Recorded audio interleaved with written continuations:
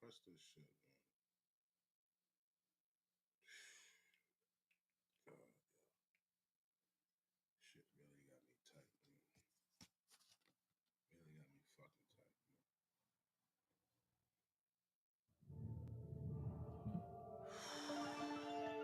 Straight told.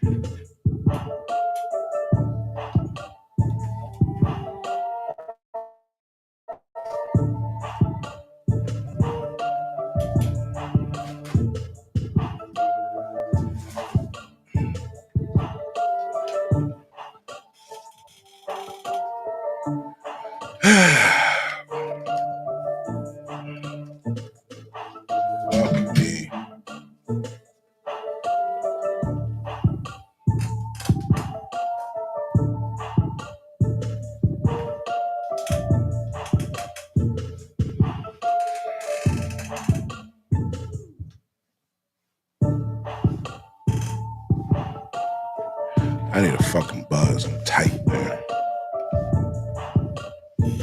Fucking crazy.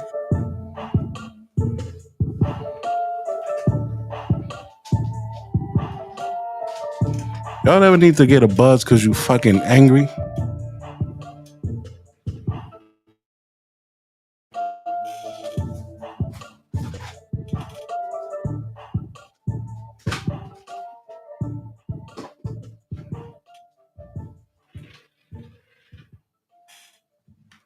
I need a fucking buzz to prevent me from remaining angry.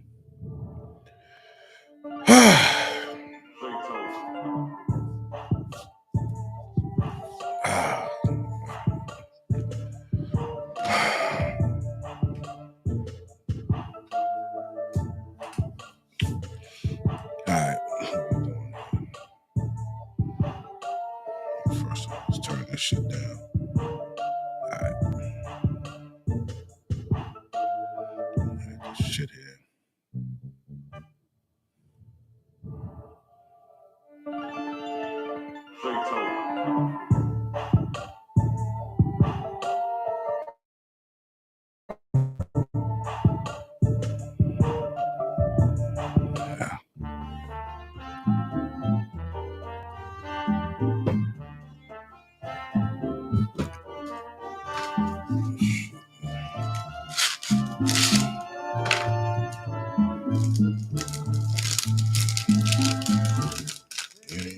Pero estoy cita.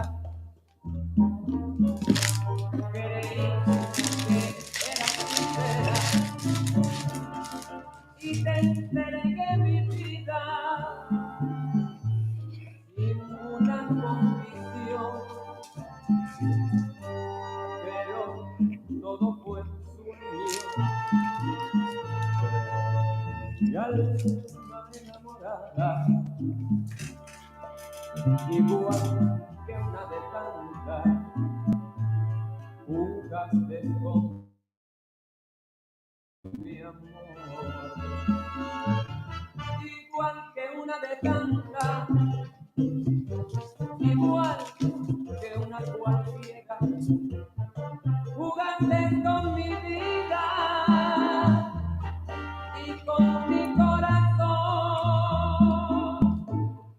Y si el corazón llora, le pido que se calle, que amores como el tuyo se encuentran en la calle.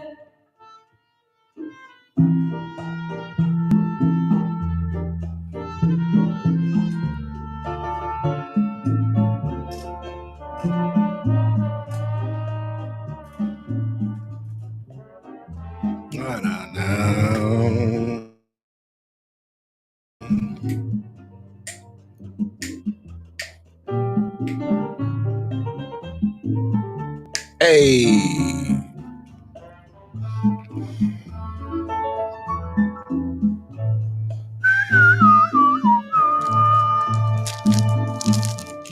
igual que una de tantas, igual que una cualquiera. Jugaste Con mi vida y con mi corazón.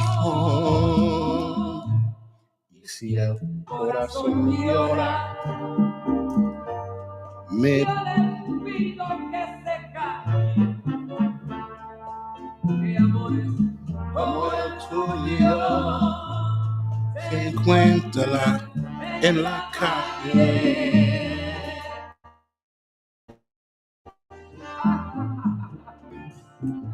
Amores como el tuyo se encuentran Como tú. donde quiera.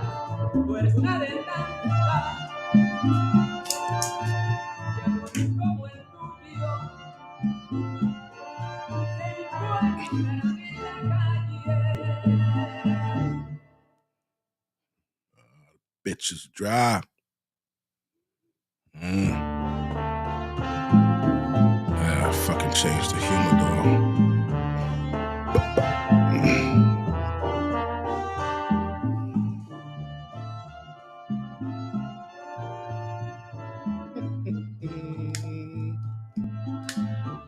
Creí que eras distinta. Creí que eras sincera. Y te entregué mi vida sin una condición. Pero todo fue sueño. Y alma enamorada, igual que una de tantas, jugaste con mi amor. Igual que una de tantas, igual que una cualquiera. Yeah. Jugaste con mi vida y con mi corazón. Y si el corazón llora, le pido Who's que this? se calle, Black. que amores como el tuyo se encuentran en la calle. Yeah. Let's go, Black. This is all we need, baby. This is all we need. So, what do I have for you guys today?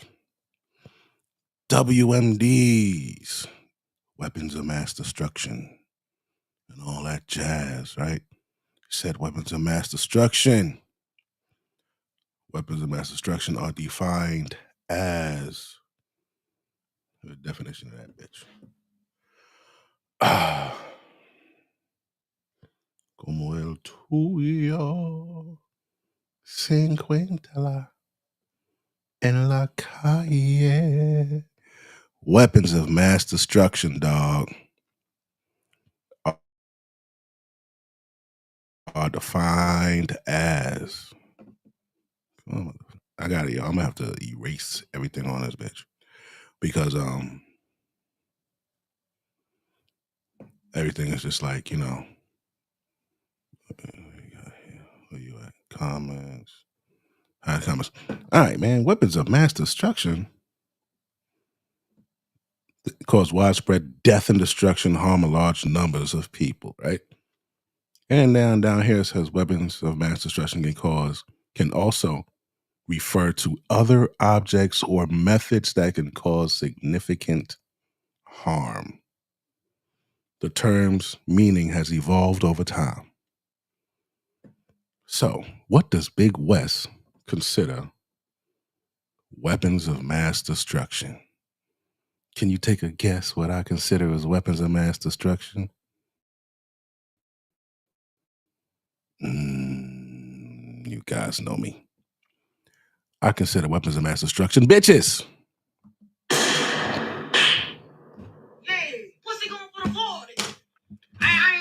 Yes. You know. They are weapons of mass destruction. Women, money, and drugs. Those are the weapons of mass destruction. Weapons of mass destruction, weapons of man's destruction, whatever you want to fucking say. But that's what they do. I mean, look at poor fucking Diddy. Poor Diddy. This beat is crazy. I get anybody on this shit. I can hit beat. Eagle. Right. So we got everybody who falls into this category, and I'm going to show you tonight some poor motherfuckers who fell into this damn category of weapons of mass destruction. We just going to jump right on into what we got here. Pussy.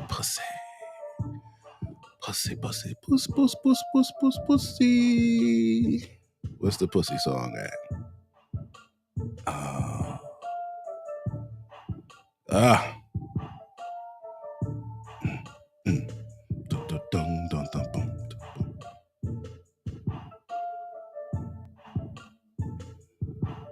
Fuck when that bitch you lay up.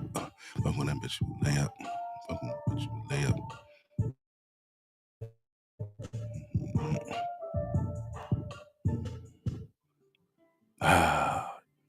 Yes.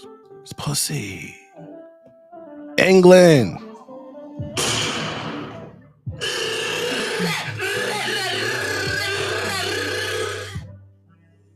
I just wanna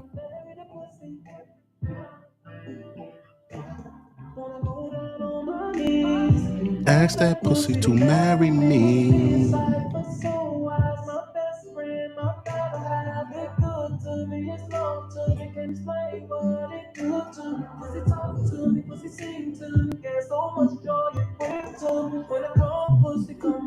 What up, brother? How you doing today? Yeah, pussy love me. You strip for me. Two pussies, I could get one pussy, bring another pussy to me. Yeah. Sex proposal. I just wanna marry the pussy. Love that song. Girl, this IG model. Blood clot. All right, so what's the difference between regular creatine monohydrate and the new instantized creatine monohydrate? Yo, mama. Girl, this IG model has a baby by 3 different NFL players.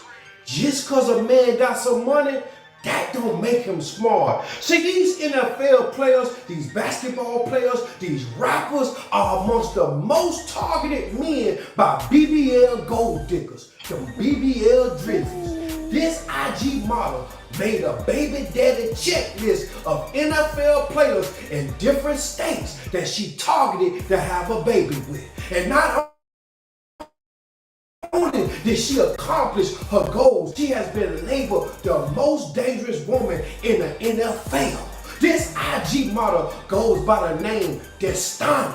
Destiny got a baby by Geno Smith of the Seattle Seahawks, Josh Jacobs of the Green Bay Packers, and now Eli Apple of the Miami Dolphins. I think they just cut his ass. All three of these NFL players are playing in different states, but they all got one thing in common. They all paying child support to this woman. The craziest part is when the woman gets mad at her baby daddies. She offers to pay the fine to any player that hits them, hurts them, or injures them. She tells the opposing teams to go for these players' weak spots. Geno Smith hit his ass in the knees. Josh Jacobs aimed for them goddamn hamstrings. And Eli Apple hit his ass in the Adam apple. Now that's what you call crazy work. If trapping NFL players was a person, it'd be her. But is it really entrapment or just poor decisions of these NFL players with no mushroom tip discipline? In all actuality, she never forced these three men to lay down with her and put a baby in her. It definitely takes two people to go half. Yeah. Y'all know I love my motherfucking men. Pause, no Diddy. I will get into all kind of arguments over my motherfucking brother's kid. But these two niggas here fucking stupid. 3. Fucking stupid, man. Weapons of mass destruction. How you dick diving behind the next nigga? Like, you know what it is? These niggas don't find it disgusting. I find it disgusting. I find it disgusting to fuck somebody who's been married to somebody for years. He been violating that pussy in her face and all that shit, and she just like comes to give it to me. Like, what? That nigga's DNA is all on you, in you, throughout you, in your brain. It's fucking nasty. If you're married and then you get a divorce, bitch, that was your life. That's it. Now, I want to hear this because, you know, I love music. I love cigars.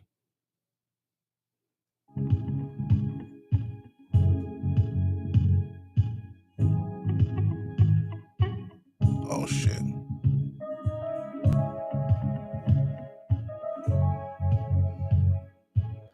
That beat sound familiar, man. I think they sampled that shit before.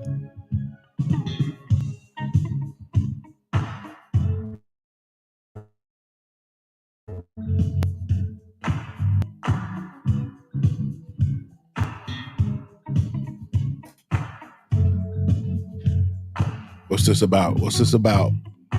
What's this about, Cat?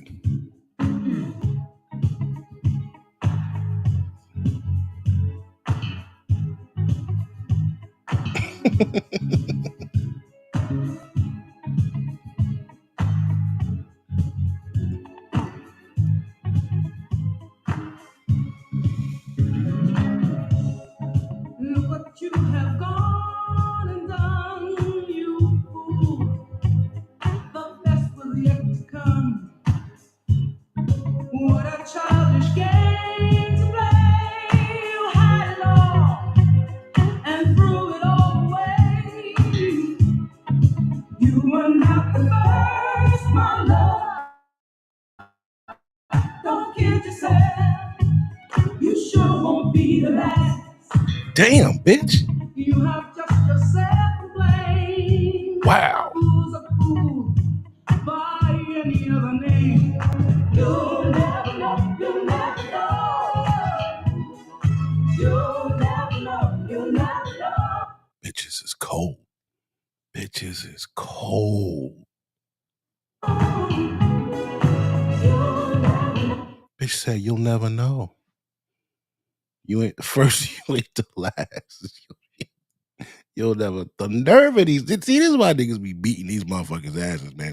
Because they be talking shit, man. Y'all be break a nigga heart, make him want to fucking die, and then just talk shit and laugh about it. That shit is crazy.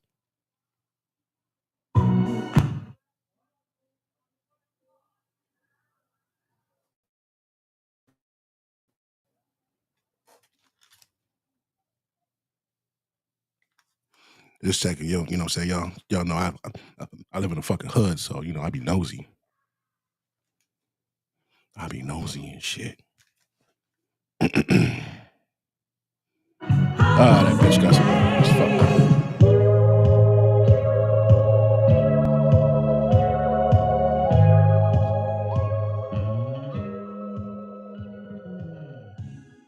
Nothing but the best for you would do. My love was vintage wine. Now you're just a memory. You're gone from me. Just so much wasted time. You can rest assured that I will cry. But your tears were never quite my style.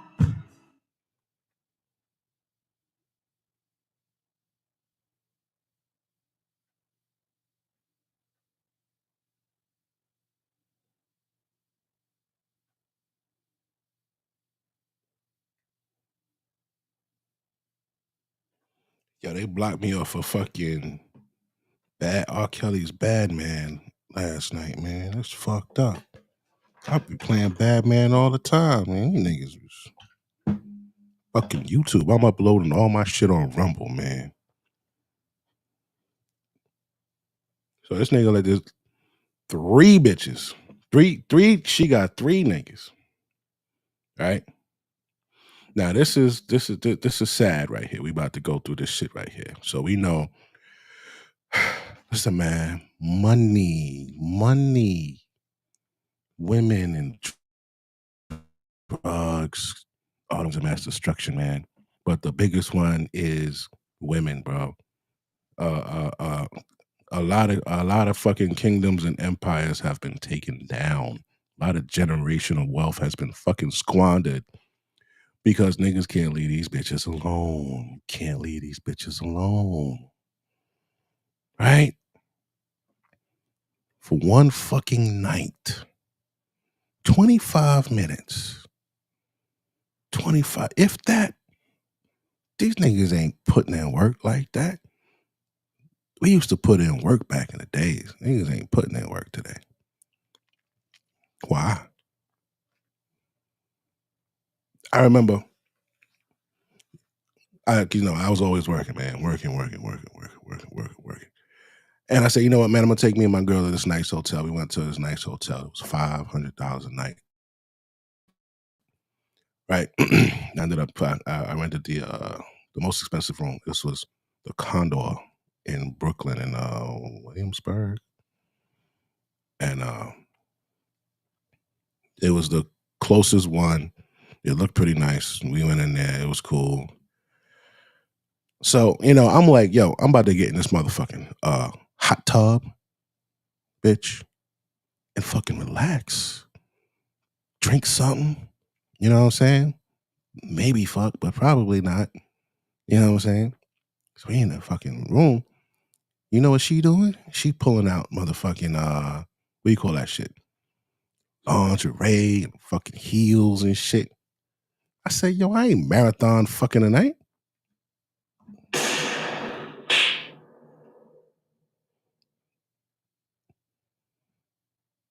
I work hard, bitch. I gotta relax.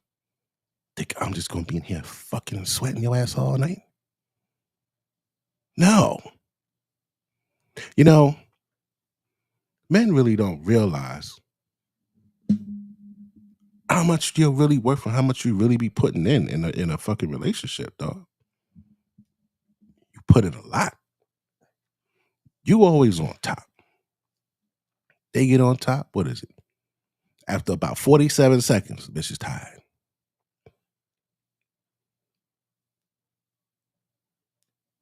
But that ain't the real problem. The real problem is these dudes that got fucking money. If you rich, you become a trick and she's gonna fucking extort you.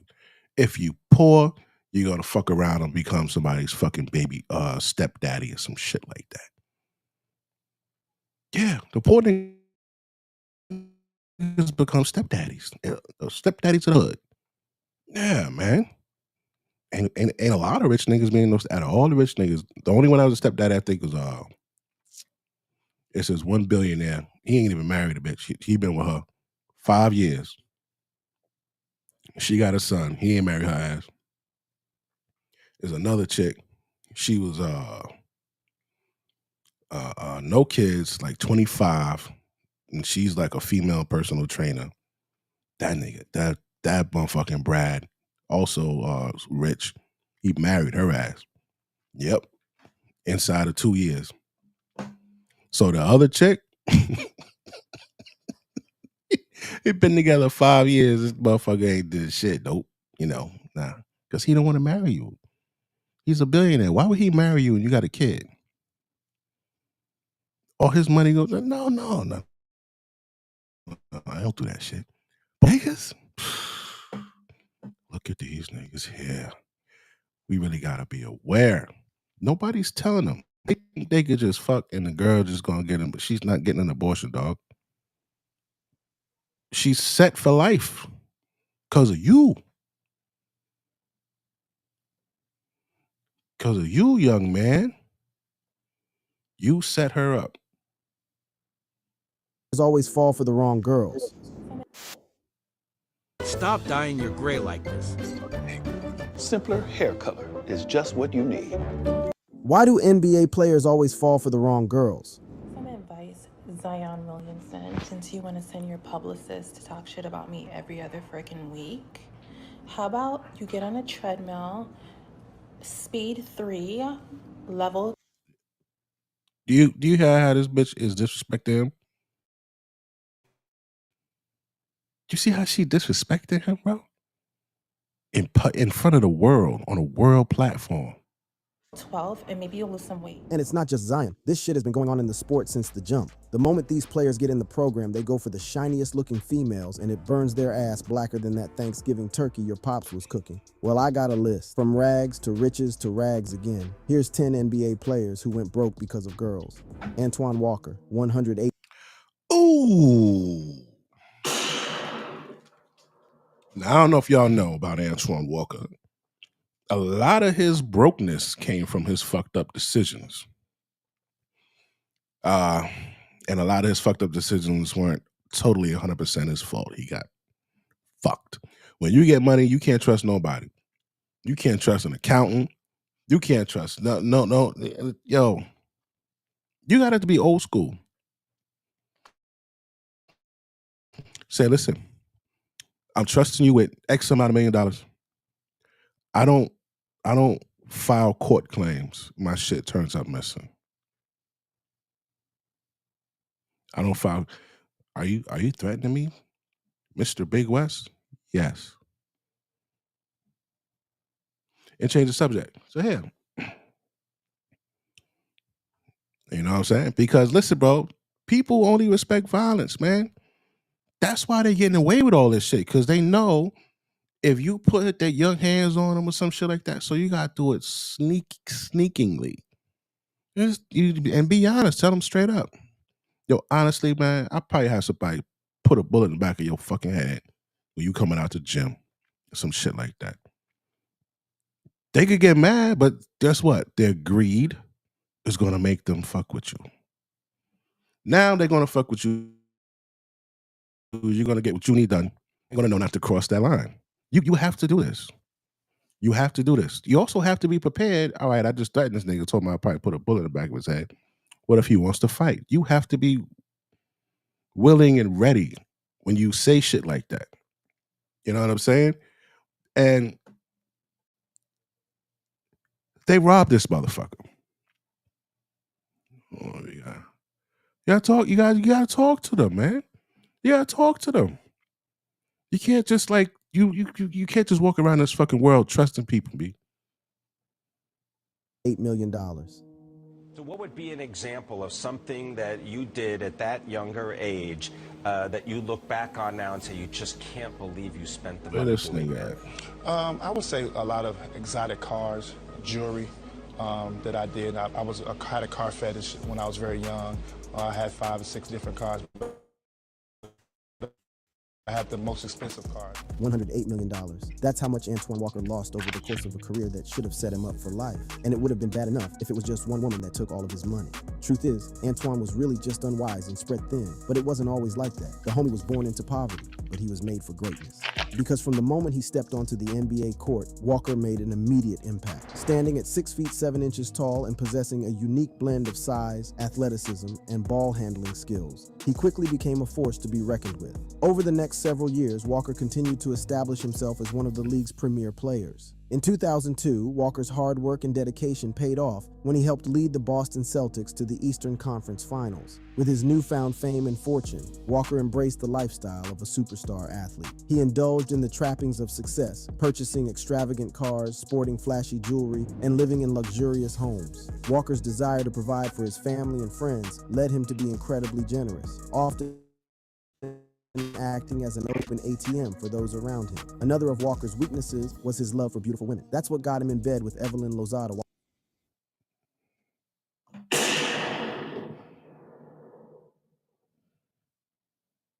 Bitches. Walker and Lozada were together for 10 years, from 1998 to 2008, with things ending in an ugly fashion. The couple's lavish lifestyle, fueled by Walker's spending habits, only added to the strain on his already fragile finances. In his own words, he said that what brought his ruin was him trying to be like Diddy and Jay-Z. He was pursuing their lifestyle, but while they understood how money worked, he didn't. While Antoine Walker's lavish spending and gambling habits played a significant role in his financial downfall, it was the Great Recession that delivered the final blow. Walker had ventured into the world of real estate, establishing his own firm with ambitious plans for construction projects. However, when the financial crisis hit between 2007 and 2009, the banks demanded their money back, leaving Walker in a precarious position. Desperate for funds, Walker made the difficult decision to sell his championship ring, which he had won with the Miami Heat, fetching a modest sum of $21,500. GoForms makes it easy to digitize documents or build new digital forms from scratch. In 2012. It was a stark reminder of the depths to which he had fallen. Larry Johnson. Larry Johnson thinks about me fine. You know, he posed no threat to me. He knows what I think about him, which is nothing. $60 million in career earnings, 5 kids, 4 women. Larry Johnson set himself for failure the moment he got his wheels grinding in the NBA. It wasn't always like that. Larry Johnson was destined for greatness from a young age. His basketball journey began in high school, where he showcased his exceptional skills as a member of the 1987 McDonald's High School All-American team. This recognition paved the way for his college career, where he played for Odessa College in Texas. Johnson's talent and dedication were undeniable, and he quickly made a name for himself as a dominant force on the court. During his time at Odessa, he averaged an impressive 22.3 points per game as a freshman and over 29 points per game. Fuck all that sophomore. shit. Verging on luxury cars and known for nations coupled with health support. This marked a significant fall for the once wealthy athlete. Johnson's financial struggles serve as a cautionary tale about the importance of responsible financial management, regardless of one's income. Dennis Rodman, $1,000 in unpaid child support, owed over against spending, put a strain on his finances. In 2015, Johnson filed for bankruptcy, claiming that he owed over $120,000 in unpaid child support. This marked a significant fall from grace for the once wealthy athlete. Johnson's financial struggles serve as a cautionary. Larry Johnson? Broke Larry Johnson? Dennis Rodman? Dennis slept with that did him in. It was the one he didn't sleep with that over. Let's go a little back to some version of the beginning. Dennis Rodman's journey to fame and fortune began on the basketball courts of his hometown in Trenton, New Jersey. From a young age, Rodman displayed exceptional talent and a relentless work ethic that would propel him to the pinnacle of this sport. After a successful college career at Southeastern Oklahoma State University, Rodman was selected by the Detroit Pistons in the second reached staggering heights. He became one of the highest paid athletes of his time, amassing a considerable wealth that seemed boundless. While Dennis Rodman enjoyed the fruits of his success, little did he know that his fortune was slowly slipping away, thanks to the deceptive actions of his financial advisor. The financial advisor. Peggy Ann Fulford. Fulford, who presented herself as a Harvard-educated financial advisor, gained Rodman's trust and that of other professional athletes by promising to secure their financial futures. Fulford's scheme involved depositing her client's income into 2 bank accounts, one for standard expenses and the other for investment. With the power of attorney, she had broad control over their finances. However, instead of safeguarding their wealth, Fulford exploited her position to divert funds for her personal gain. As Rodman attempted to address financial concerns with Fulford, she deflected blame by pointing to his extravagant spending habits, suggesting that he couldn't be trusted with his own accounts. This manipulation allowed Fulford to continue her deceitful practices. See that shit? Dirty bitch. She fucking manipulated him just like a freaking girlfriend and wife. And was like, well, you buying all this jewelry and all this shit? Man, that fucking bitch, bro. Siphoning off substantial amounts of money from Rodman and other athletes. Authorities eventually uncovered Fulford's elaborate web of deception. She was managing numerous bank accounts and shell corporations, using them to launder money and cover her tracks. In 2016, Fulford was arrested, and she was later sentenced to 10 years in prison in order to pay restitution to her victims. Good for you, you fucking tramp. Now, I want to talk about these motherfucking bras. They just like, you got to see this shit. So there's a chick. This fucking WNBA bullshit. It's fucking bullshit. Nobody wants to watch that bullshit. But these broads, I don't know how much they paying this bitch here. But she seems to think, you know, that she's a shit. This fucking broad here, right? Free agent in February, leaving behind the WNBA. In a social media post, Cam Badge wrote, "Don't be like Henry, who still washes himself with dirty loofahs and raggy towels. Enter the man." Playing for the Sparks was a dream come true, and I'm honored to have shared the court with such amazing ladies for as long as we did. I'm sorry to have left abruptly, and I wish it would have ended. On a different note, I've decided to step away from the league for the time being, and I'm hopeful that the WNBA will do their part in creating environments and a stronger support system for their players. If you thought all of that was shocking, did you know that Liz started an OnlyFans account? I guess this is where her focus is now. This heifer started an OnlyFans account. I gotta tell you something, man. Through research and checking shit out, man, it appears that women seem to just turn to their sexuality as a last resort. And I don't know why they keep doing this shit. Why even, you know, you wanna do what men do so bad, then you get there and then you just wanna just become all sexual and shit. You know what I'm saying? Yeah, them fucking ads, man. God damn, bro. You know? So this chick who was supposed to be a role model for fucking women, right? All the little black girls and little girls around the world, you can do it. And she fucking resorts to showing us that motherfucking Pussy going for the 40. I ain't no bad looking bitch. pussy going for the 40 on OnlyFans, kid. On OnlyFans. When times get tough, they all become prostitutes. Black Marvel, how'd you know? I could tell Black Marvel really watch my shit all the time because you're starting to call out shit before I even get to it. It's kind of like, remember in school when you answer a question and shit, and the teacher be like, "I was just about to get there. Hold on." What the fuck? Yeah, that's exactly what you fucking did, man. Because here, I want to show you something. I want to show you some shit real quick. Where we at? Right? So I go up here.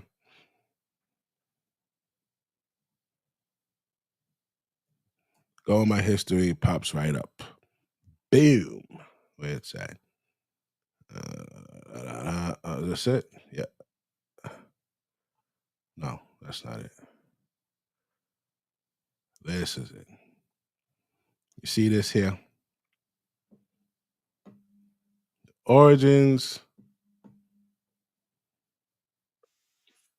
of prostitution. So let me show you. And this is, you know how I said history repeats itself? This is exactly what it's doing, bro. 1546. Check this out. So there was this guy who came to town. This is the 16 and 1700s, mind you. Listen to what he says. Protestant leaders, such as Martin Luther, called for the abolition of brothels and the punishment of prostitutes. Similarly, the rise of humanism and the rediscovery of classical texts led to a reevaluation of women's roles in sexuality. So they had to reevaluate these chicks' roles in sexuality. Why would they have to reevaluate it? Because they was fucking whores, bro. Everything they did, they had to deal with hoeing. Some humanist thinkers, like Desiderius Erasmus, advocated for the education of women and the promotion of marriage as an alternative to prostitution. So he said, we're going to educate these bitches and we're going to give them marriage as an alternative to prostitution.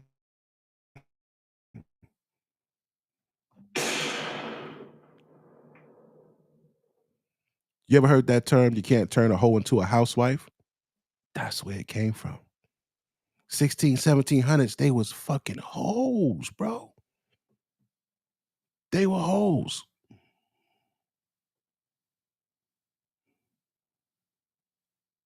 Ah, my man. Yeah.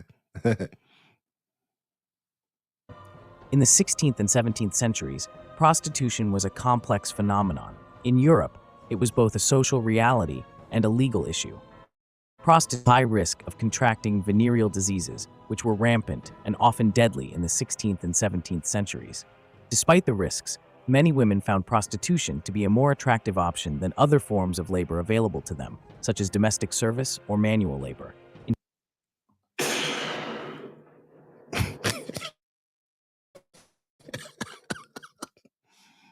They saw sucking dick behind one of these barrels over here as a better option than marriage or manual labor.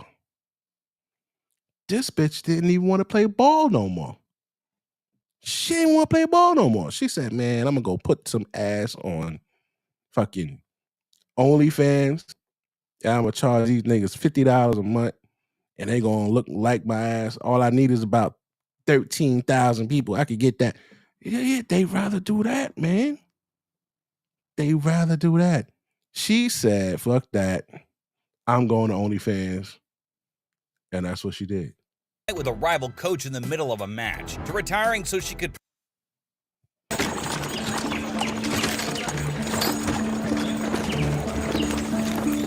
From getting into a fight with a rival coach in the middle of a match, to retiring so she could pursue a career as an adult content creator. Here are some of Liz Cambage's most problematic moments of all time. This Aussie baller undoubtedly rocked the WNBA with her mind-blowing skills and a court presence that screams domination. But let's not ignore the elephant on the court here. Cambage's journey has been far from smooth.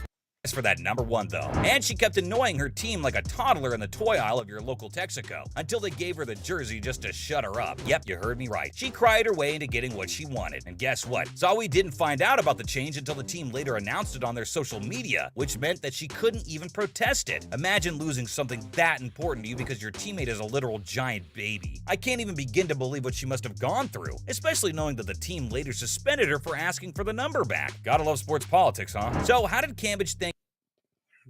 Look at this bitch. If she was 5'6", she'd have just straight went and been a hoe. She was 5'6", she'd have just straight went and been a fucking hoe. Right? After that, look at shit here. She throwing it all. She showed it all. 40. Yeah, pussy going for the 40.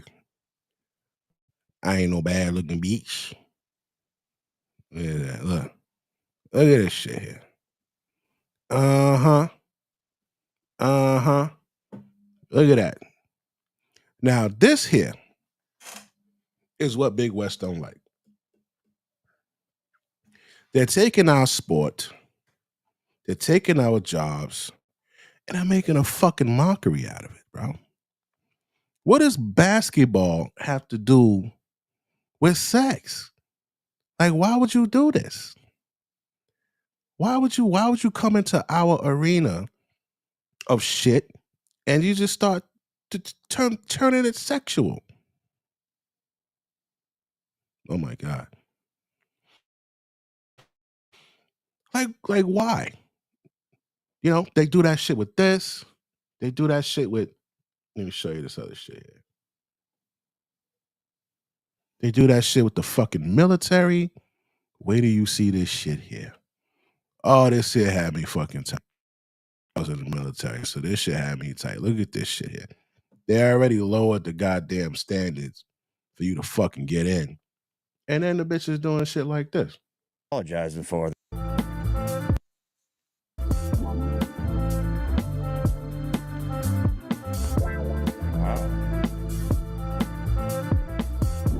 What are we apologizing for there, Sergeant Major? Thank. That's that demon spirit, by the way. Yeah, there's a legit female demon spirit that looks like that. Thanks for the heads up here. Let's take a gander wade into this drama.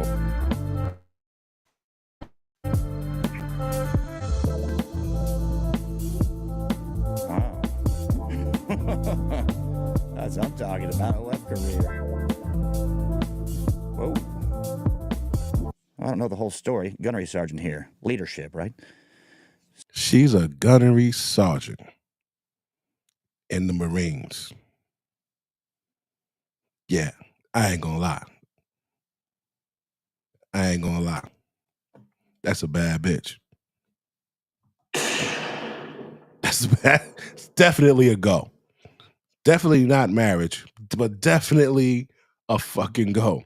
I had to go find her fucking shit on IG. And the bitch is on OnlyFans. But her shit is fire though. Look at this shit. Oh, you dirty bitch. She is fucking she's a sexy whore. Oh man. Yo. Sound like the Karate Kid's master. Hi-ya. Look at this bitch, dog. Come right on me, I mean camaraderie. Said you're not in my time zone, but you wanna be. Come right on me, I mean camaraderie. Said you're not in my time zone, but you wanna be. Come right on me. She ain't even shaved, B. She got the hairy bush going and all that. The E7 like she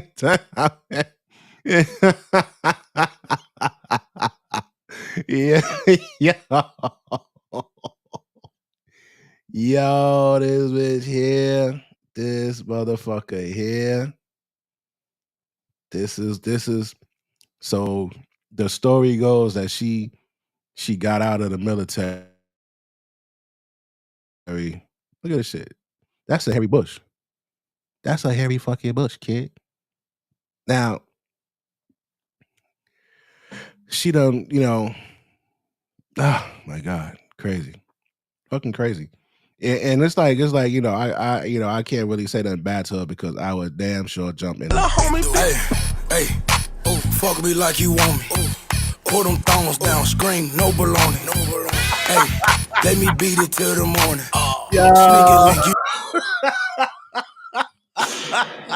You fucking cunt.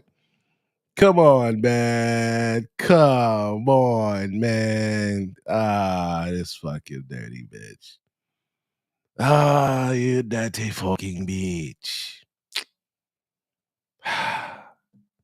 This is what they struggled with in the 16 and 1700s.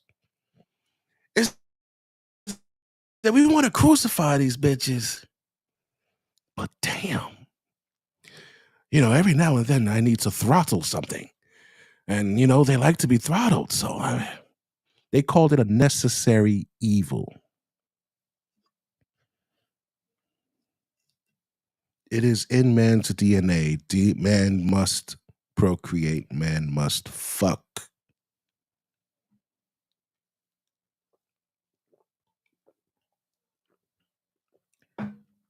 The world has been so civilized that these women can go into spaces like gyms where testosterone is pumped up. Y'all pump you up. Testosterone is just fucking flowing all over the place. And they come in there with pussy prints showing, titties out, ass out, all that shit, man. You see how civilized the world is? And they're like, ew, Why are you looking at me? I'm looking at you because you got your pussy out, bitch. That's why I'm looking at you. I done did these motherfucking squats and got all this blood rushing to my motherfucking groin. And you walking around here fucking naked. You just basically painted another color in these fucking leotards, bitch. That's what I'm looking at. Right? That's what the fuck I'm looking at. And this bitch here, we gonna watch it one more time. This bitch is crazy. One more time. Hey, oh, fuck me like you want me. Pull them thongs down, scream, no baloney. Hey, let me beat it till the morning. Sneaky link, you know.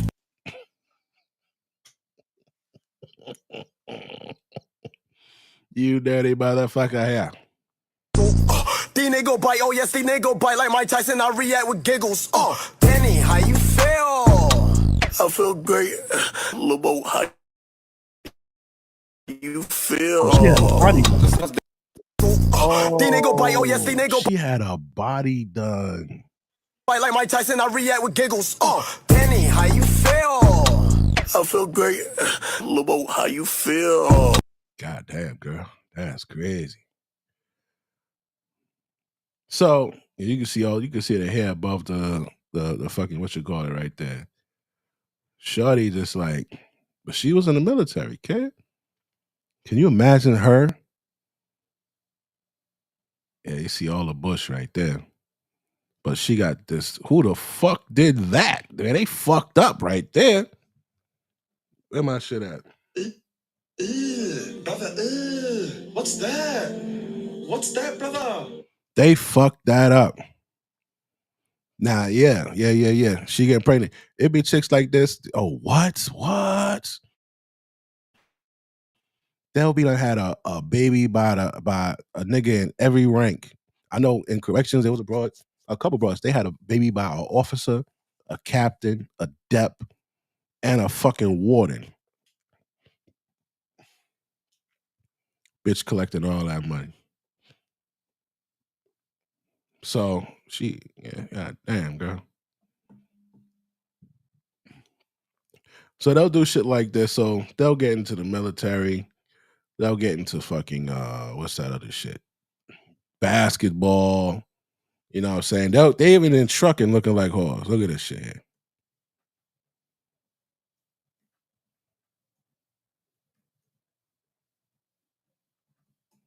And my thing is, yo.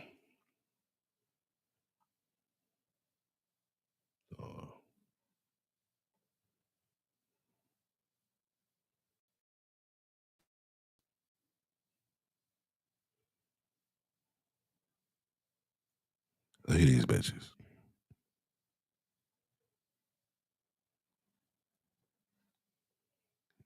So they'll come into the jobs, but they'll sexify it.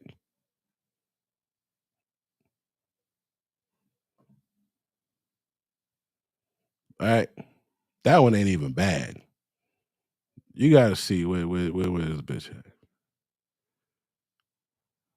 ¿Sabías que cada vez más mujeres están liderando empresas de transporte? Estés en la industria o no, si estás pensando en comprar tu camión y comenzar tu camino en este negocio, tienes que venir a Yati Truck Sale, un lugar donde no solo vendemos camiones, también creamos mujeres empoderadas e historias de éxito. Visítanos y únete a nuestra familia. She over there selling trucks, but jeez. Let me see where these little whores at.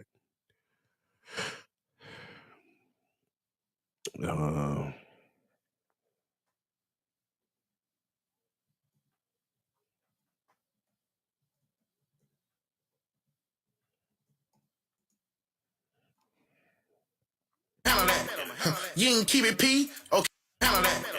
You can keep it P, okay, bet, stand on that. All these designer clothes, I look like a damn booster. 100 in the handle that. You can keep it P, okay. Yeah, the problem. You can keep Here the problem. Y'all, while I'm putting my paperwork in, let me tell y'all, I got so used to this dedicated account only for my fleet managers. So here's the problem though. They get into our fields and they start fucking shit up for us because there's a weak ass nigga who is infatuated with the way she looks. You know, this bitch is skipping the line. She's getting her paperwork done first. You've been waiting. You know what I'm saying? Just like shit like that. Like, get the fuck out of here. Go sit in the office in the AC or some shit and file some papers or some shit, man. To call me yesterday and be like, oh, the account is closing, so you will have to go back over the road. And I'm like, I'm really disappointed. Like, I got so used to being dedicated.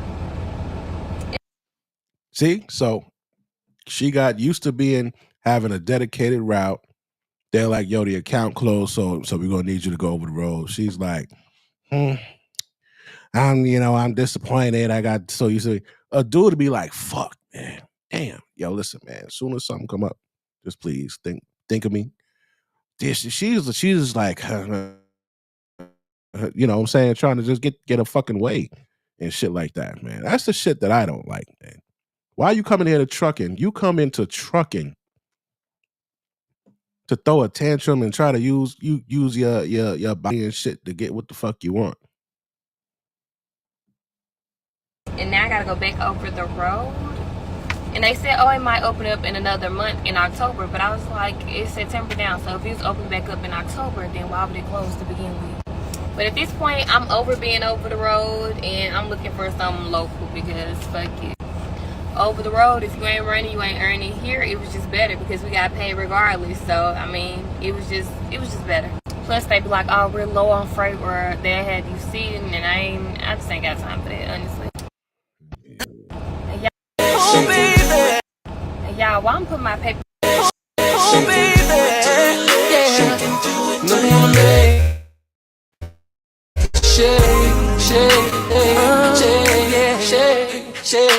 I'm gonna make you shake, girl.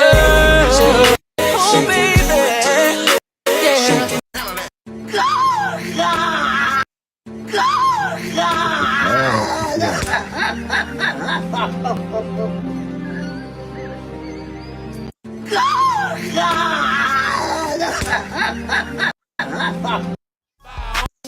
Imagine if I listen what a hater gotta say. I never give a broke bitch any time of day. You ugly when you jealous, bitch. Look at that face. I'm hot right now when you not, okay? Oh, you big mad? Oh, you big mad? Got a big bag, popping big tags. All white Rover, yeah, whip that. Ate it up, left no crumbs, cause this shit smack. I just sit back. Imagine if I listen. I'm a lady trucker. Of course I'm getting to a bag.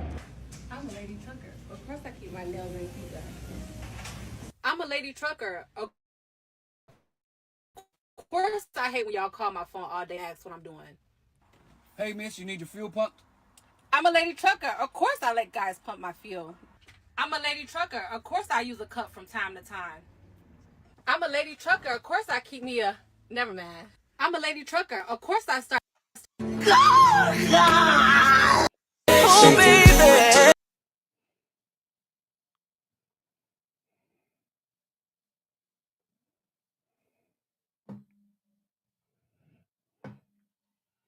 So they use their sexuality for some shit, bro. And dudes will fall victim to this shit and fuck everything up. Right? This is old girl again. Let's take a look at her OnlyFans shit.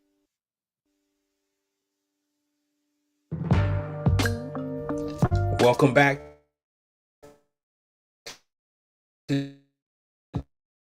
Terry, 1,000 subscribers down, 500,000 today. I hope you guys really enjoy NBA and the NBA not being treated fairly.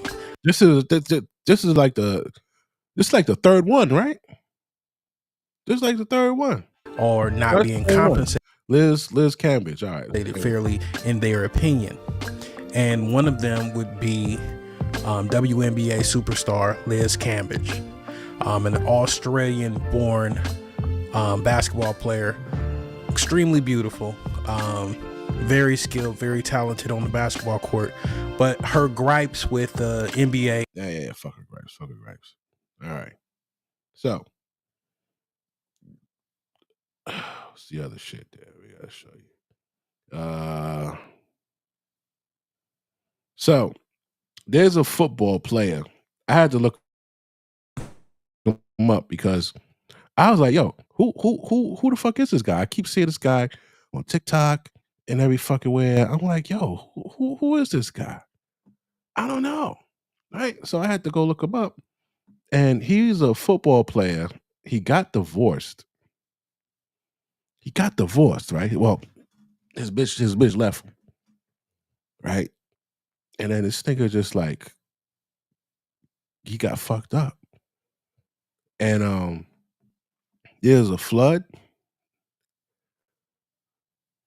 And this motherfucker went to go help his ex-wife who got a new man after she divorced him. Look at this shit. Why would you even go out there? Let me reset it. This is what you call a stand-up man. His ex-wife took everything from him, and he still went and helped her, even though she got a new man. That's what I call real. But how do y'all feel? After y'all ain't even together, he still came and got your car out. Oh my God, like that's what he's supposed See to this do. bitch? But y'all ain't even together though, he still helped you. This bitch said, but that's what he's supposed to do. How, Sway? How in the world can you hell yeah, he's still in love like a motherfucker. This nigga's so in love that his chick divorced him and got the new nigga standing out there, and he still went over there. And she has the nerve to say, oh, well, that's what he's supposed to do. No, the fuck it ain't, bitch. No, the fuck it ain't. He wasn't even supposed to marry your ass, so you want to talk about what a nigga's supposed to do. That what he supposed to do? Yes. J Baby. What's up, man? You done came to save the car, man, and she ain't even with you no more. That's all right, man. You a good guy, man. We all here together, man. She got a whole new man. You still helped out, man. That's a good guy right there. That's what you call a good ex right there, man. Yep. Really came and helped out, man. She took all your stuff. He done dap homie up and all that. Right? You done came to save the car, man, and she ain't even with you no more. That's all right, man. You a good guy, man. We all here together, man. She got a whole new man. You still. Look at this nigga.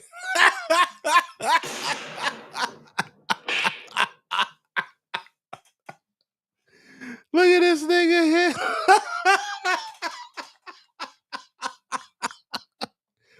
What the fuck is going on?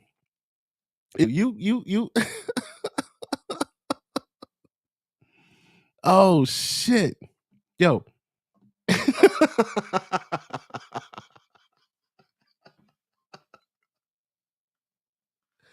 Oh man. Helped out, man. That's a good guy right there. That's what you call a good ex right there, man. Really came and helped out, man. She took all your stuff. Left the football player, man. The man played for the Falcons and the Chiefs. And she came and saved you, man. I mean, you came to save her. That's a good dude, man. Got your homeboys with you and stuff, man. That's a good guy, man. That's a good guy right there. Passion, you gonna thank him? No. Oh, shit, she said no. Whoa. Well, damn. Then the bitch said no. No. This is what you call it. You ain't at least gonna cook that nigga a meal or something later on. He out there, y'all. You might as well let the nigga come in the house. What the other nigga gonna say?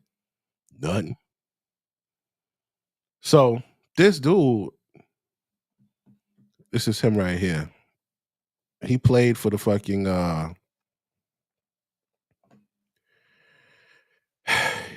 he played for quite a few teams, man. The Texans, Ravens, Chargers, Steelers, and then a nigga retired. But guess what? This nigga died July 14th. Nigga died July 14th, man. But prior to him passing away, may he rest in peace. You know what I'm saying? Hopefully God look out after him, because it appears he really got a good soul.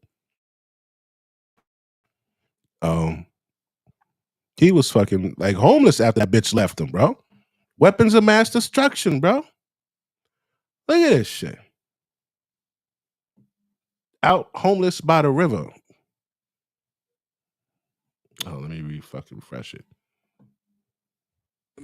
You going for a swim, bro? You tripping, bro? This dude is crazy, bro. I want to jump in that water by you, bro. I ain't recording that. Be good, bro. I ain't recording that, brother. Jerry J. Baby Jones. He broke a lot of NFL records, man. That boy took them trophies home. I just pray for him, man, because now his mind is gone. Just trying to touch, connect. You been homeless? Have you been able to talk to your kids and stuff, man? No, I got so many, man. Anybody, you might be one of my kids, about what I know right now. What happened? What the hell? You should have ain't one of your kids, bro. You too young. Bro. I mean, like, what happened to your football money? The money when you playing football, what happened to your money, bro? Man, number one evil.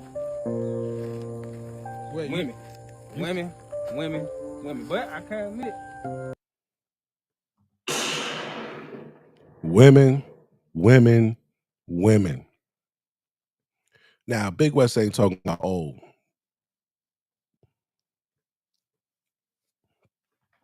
hate women and don't date women and don't fuck with women. I'm not that type of dude. There's dudes out there like that. What's that shit called? Midgal. I think Midgal is just. I think them niggas is just like, yo, man, fuck bitches type shit. I think I don't know too much about them, but I'm not saying that. I'm like the guy that says, yo, you want to smoke weed? Smoke it responsibly. You want to drink? Drink responsibly. You want to take shrooms? Take shrooms responsibly. That's me. So I'm saying, you want to fuck these bitches? Fuck them responsibly. You want to be in a relationship with them? Be in a relationship responsibly. Because who's the most important person on the motherfucking planet? You. You're the most important person on the planet. If yeah, look how you looking, man. They gonna took all his shit, bro. Look how this nigga looking, man. Keep pacing back and forth and shit. This guy's fucked, bro. His mental is fucked up. Nah. It's lead without telling me no. Lead without telling me no. That's what the fuck they want. Right? Now let me ask you. I think it was last night when I told y'all how women will say, "Oh, men are jealous. Men are jealous of us." Niggas are not jealous of you. What the fuck you talking about? Women in actuality, I think that they're jealous of you. And I broke down like, listen, man, you're the bigger of the species. You're the more respected of the species. You're the species that you're the species that earns the most. You know, all of that good shit. So yeah, some women are jealous of you. Some women are so jealous. Let me tell you this. A broad could see you, right? Say you doing good. You up, right? Car, nice apartment, or you bought your first house or whatever, but you doing good. Jewelry, bitches, right? And say it's this one particular chick, you get into an argument with her. This is gonna scare you, what I'm about to say. It's not gonna scare you. You're gonna be like, oh shit.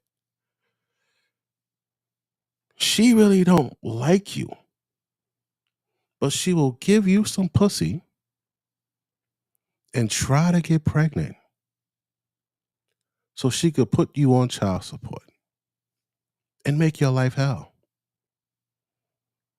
There are some chicks out there that just give niggas pussy just to try to trap them because they was doing too good.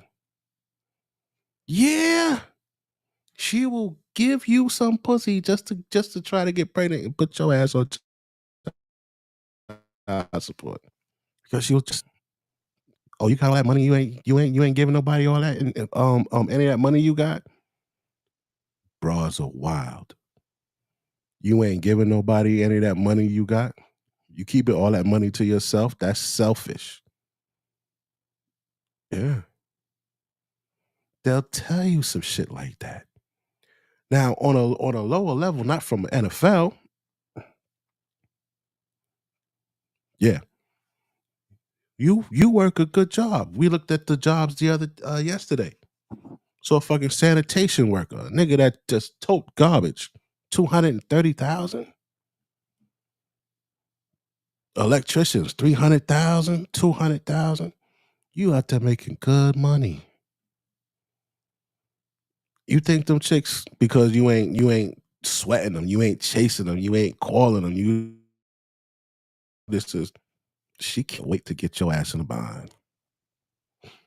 She can't wait. Because some of them say, you know what, I'm gonna have a baby anyway. So I might as well have a baby by a nigga that got some money. And then she don't like your fucking attitude. Man, you get her fucking pregnant, you're fucked. You know, and that site that we were on, New York See-Through, women go to that site every year to see if your salary went up. And when your salary go up, she screenshot the shit and take the shit to the fucking judge. And be like, yeah, his salary went up. I want to increase in the child support. There's bitches that hawk this shit every fucking year, bro, to see if you got a raise. Oh boy, Tyrese. Did him dirty. That bitch did him dirty. Oh, that bitch did him dirty. Weapons of mass destruction. She fucking had this nigga held up in court. They locked this nigga up. Said, you ain't getting out, nigga, until you cut her a check for $73,000. Now, there was speculation that he had to exit his home and give his home to his baby mama. I scoured the fucking net. I couldn't find that. So I don't know what source that came from, but I checked myself. I could not find it. And I did find that Tyrese was not, and what you call it? Tyrese was let out, and he paid the fucking 75. I mean, paid the 73. Right now, I showed y'all. Do I have it right here? Yeah. You know how I show y'all this? This is a mini recorder. Amazon, $30. Right? It records video and audio. Take the cap off, USB, plug it in, download, email it, whatever. If you having a problem with your baby mama, with any female, any of that shit, nigga, when you go to see her, you carry that shit. We had watched a video. Yeah, man, Uncle Sam is her fucking man. Uncle Sam is her fucking man, yo. You know what I'm saying? That's him. That's all his shit. When you go see her, put that shit in the pocket. If you don't want to put it in, you could clip it on your shit. Just carry it with you, because if she's vindictive like that, bro, every time y'all argue and shit like that, it just get into the habit of recording that bitch. And you could tell her that you're recording it too, if you wanted to. You know what I'm saying? Because I think in Florida, a phone call, if recording somebody on a phone call, that is considered, I think, a felony. Right? Each state varies. But here in New York, you could tell a person, "Yo, I'm gonna record this or whatever."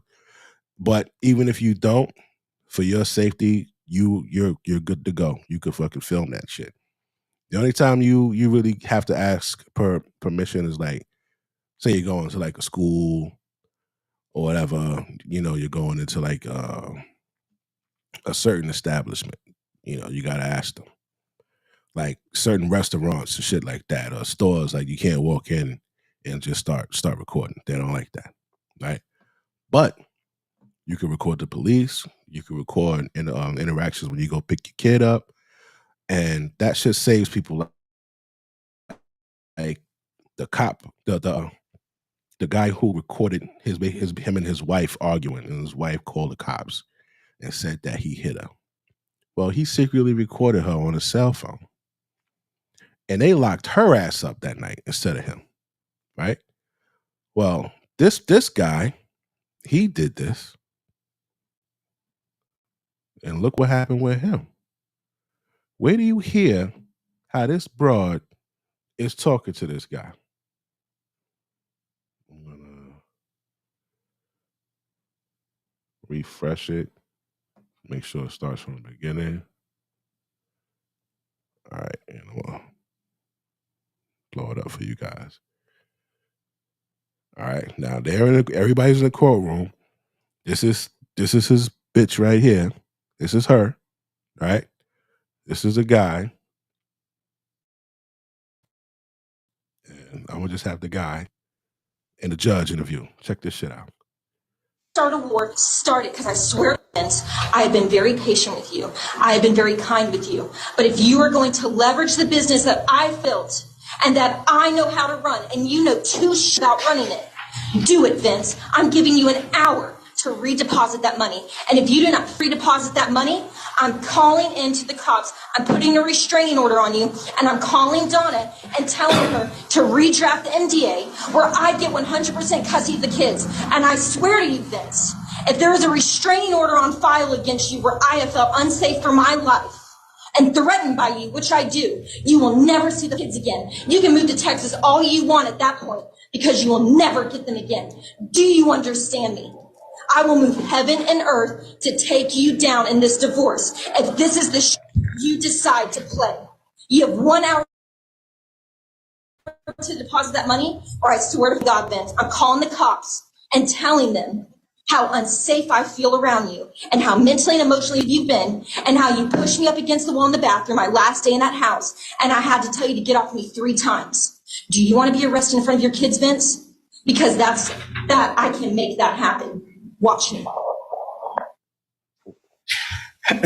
Who was that on that recording? That was Leah, my wife. Okay. And when did she tell you she was having an affair? I found out. If you want to start a war, start. So,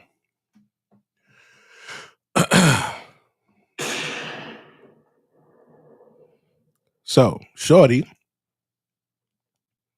felt like she had him behind the 8 ball, right? And she was like, "Yo, nigga, I'm gonna get you locked up and all that shit." But he recorded it. He recorded it. You heard all that shit she was telling, nigga? Remember what we looked at? I think it was yesterday too. She said, "You want to get drug out of here by the cops? I can make that happen." Ba ba ba ba ba ba ba ba ba. Da da da da. Remember I showed you this book that they wrote? Punk ass book that got 2 stars, trash ass shit. Right? How to Destroy a Man Now. Right? Remember this part? In easy to understand terms, handbook explains fundamental dynamics between allegations, the media, and authority, right? What is Diddy and all these niggas going through? As they relate to male misconduct in today's society, it unveils and details practical real-world methods for leveraging allegations media, and authorities to dethrone a man from power.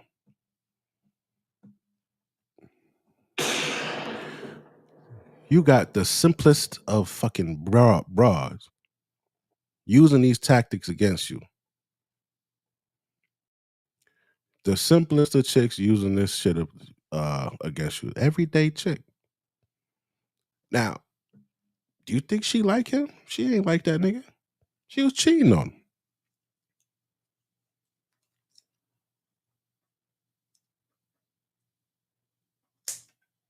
Y'all be too quick to marry these broads. They came out with a bullshit term.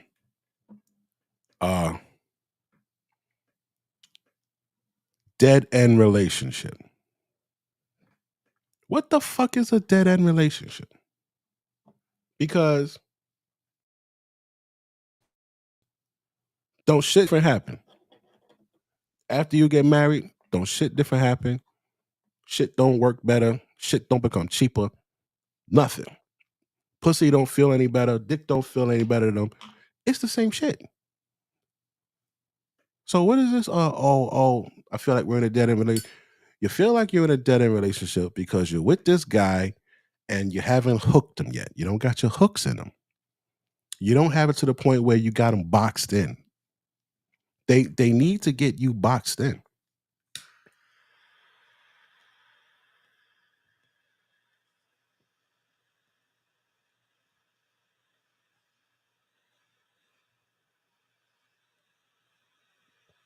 They don't feel safe when you could just walk away. You don't like that shit? You grab your fitted and your fucking shades and you walk. They get upset. They don't like that. They don't like that. The fact if you a dude and you could just get up and walk mid conversation, you don't feel like elevating elevating your blood pressure. They don't like that shit. They need you boxed in. Oh, we got a comment. That's their excuse to drop him when they find another simp to control. Yes. When they find another nigga to control, you know what I'm saying? You ain't really with the shit. They gonna cheat. They gonna cheat until they get fucking enough, until they feel validated enough that nigga is gonna fill your spot. Once that nigga's locked in. Yo, I got a poor friend, man. I feel so bad for this dude. When you could walk away. Yeah. You ever notice that shit? Right there. When you could walk away, she on their best behavior. As soon as she know you locked in, she pregnant, or you married her, it's legal. If she leaves, she gonna change.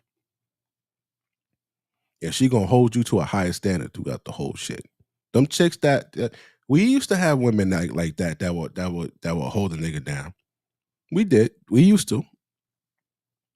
All of them are old now. All of them are old now. 30, 35 down. Trash, dog. 35 and down, done. They done. They on a different type of time. They don't even really like you. The other bitches, they at least liked you. These bitches today, these new ones, nah, they don't even like you. They on some, you ain't got no money. If you ain't got this, if you're not doing that, da da da da. And we know, I'm just waiting for somebody to try that shit and then let me know. I tell motherfuckers, yo, act like you're going on vacation. I mean, don't tell shorty when you're going on vacation. Then when it's time, just tell her you got fired.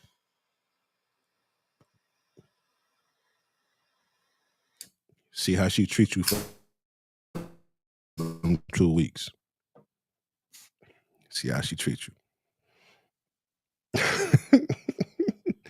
They don't. If we go back to what we just looked at with the 16, 1700s, even back then, it was all about the fucking dollar. They wanted the money over a husband, bro. So I could either go out here and be a whore, or I could get educated. Because he said he was pushing he was promoting education and pushing for marriage as an alternative to prostitution. So them bitches would rather be a prostitute than be a stay-at-home wife. They wanted their own fucking money. They said, because remember what they had to use back in the day?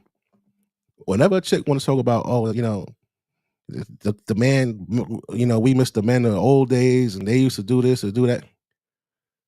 You know the fucking shit that they had to use back in the day? They didn't have a motherfucking Swiffer, fucking air fryers and shit. Fucking had that shit. That bitch had to get on her knees with a brush and fucking scrub the floor. I ain't even going front. That's crazy, bro. But they had to scrub the floor. They had some shit called a washboard. They ain't had Samsung, Whirlpool, GE, fucking LG, all that shit. They ain't had that shit. They had to do that shit by hand. So yeah, hell yeah, man. You know, yeah, I'm gonna take care of you. Even food. They used to have a lot of kids because the motherfucker, the mortality rate of the kids, you know, motherfuckers was dying. They were like, you know, motherfuckers was dying, so they have a lot of kids. You know, hopefully, you know, they make it because they were planning for one or two of them niggas to die. So just think.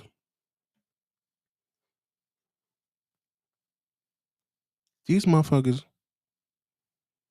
cooking for 9. They got like 7 fucking kids. And y'all too. She making breakfast, lunch, and dinner for 9 every fucking day.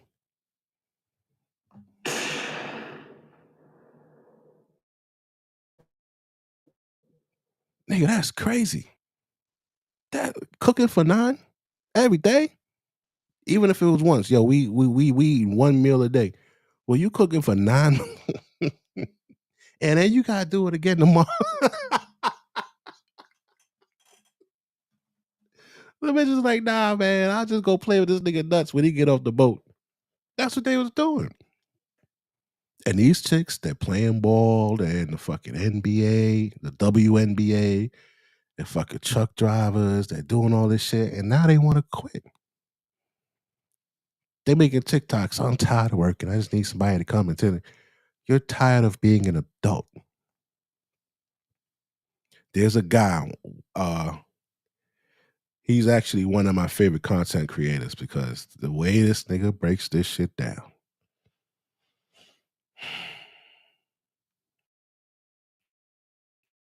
Where he at? His name is The Business, right? I don't know if you guys heard of him.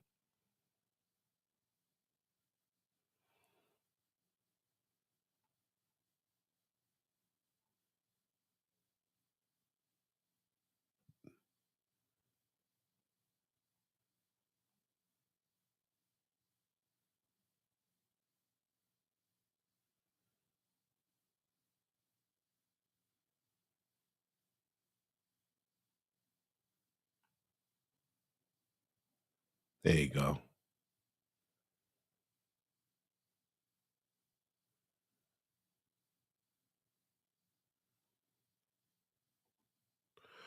So he's got one video where he's talking about these chicks, right? How they want to live a certain lifestyle. And this lifestyle that they want to live is taking them too long to get there by themselves, right? So he goes in and he's like, yo, he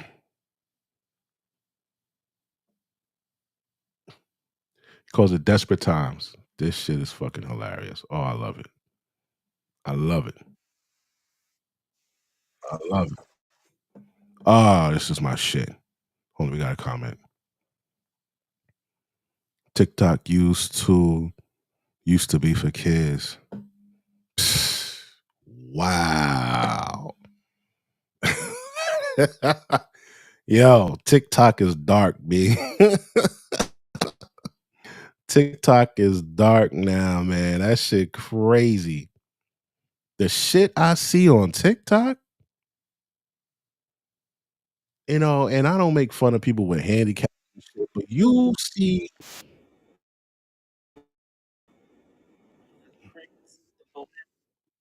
see some wild shit on TikTok. Right? Now this right here. He goes in and he's telling you, what's one of my favorite parts? No, that's not it. No, that's not it.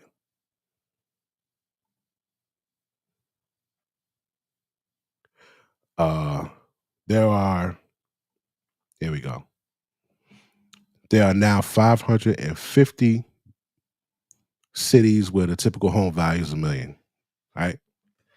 So I looked this up. Out of 550 US cities that are for $1 million, it's over 100,000 cities. So don't worry about it.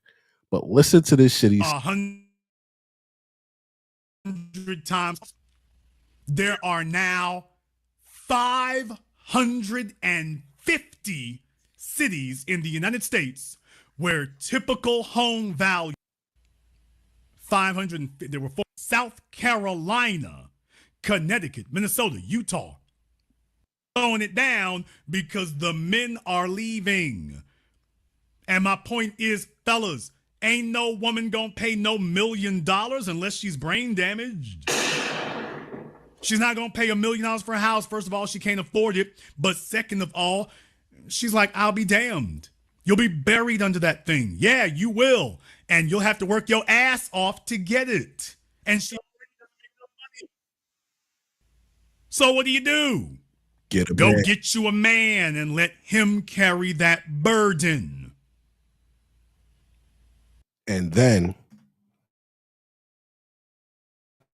well, after you're carrying that burden, she knows, yo, all right, I already got the fuck house. I could get this nigga here. If he does something I don't like, I'm gonna get rid of him. And the new game, my uncle just got caught up in this shit.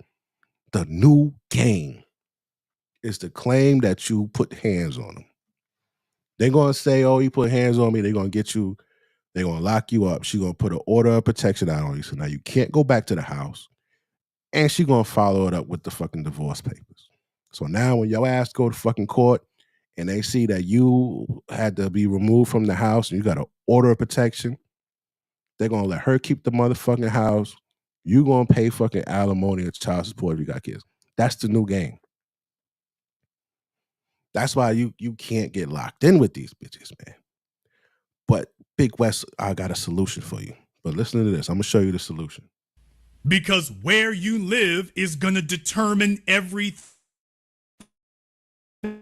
else.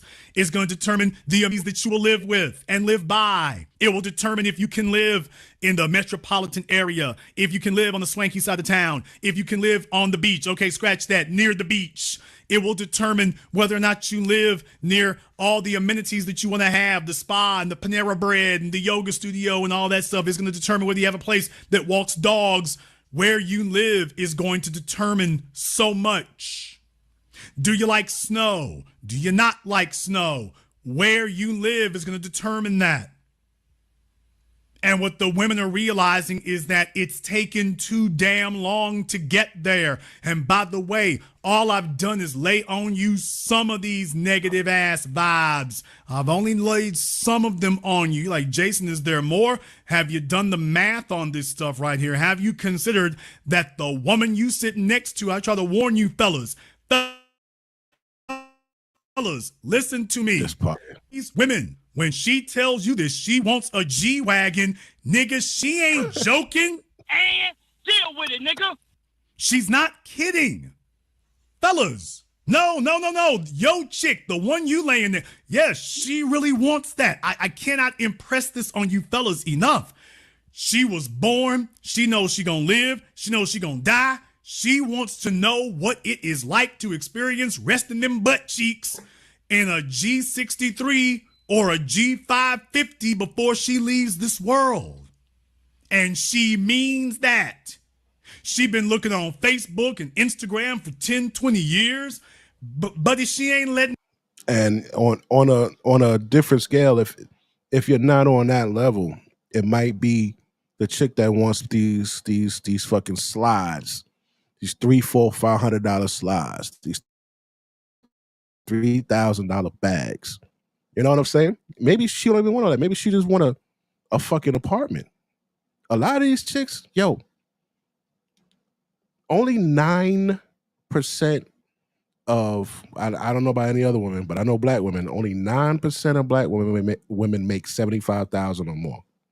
Only 9. So that means 91% of these chicks don't make 75 grand. You know what their social security is going to look like? You know what it look like today? $1,400. $1,400. They got these fucking jobs. They're not giving them no pensions. They're not giving them none of this shit. $1,400 a month. That's what they're living on. Them old biddies, they're twerking on TikTok. Yeah, ain't no motherfucking, ain't no pension in OnlyFans. Ain't no pension in none of this shit. Ain't no retirement, 401k, none of that shit. And that, like, I used to watch Kevin Samuels. He entertained the hell out of me. He opened my eyes up to a lot of shit. And it wasn't until recently when I saw really what the fuck he was talking about. He was talking about that. You bitches is gonna die hungry. Flint, Michigan water and cat food. Yeah. Remember them stories we used to hear back in the day, or old people eating cat food? Nigga, that shit was true. They really gonna be eating cat food, dog. If you only, today, you only getting $1,400, what the fuck are you eating? $1,400? When they, in another 20 years, a chick that retires and her shit, 75,000, her shit's gonna be 2,400. 2,400. 20 years from now. What the fuck? Rent right now like $2,000. So let's say a chick getting 2,400 now. That's all she getting, 2,400. What the fuck is she gonna do? $10,000 back. Work just a $3,000 purse. Yeah. Get a $30 bag and put $2,970 in that bitch. I don't get it.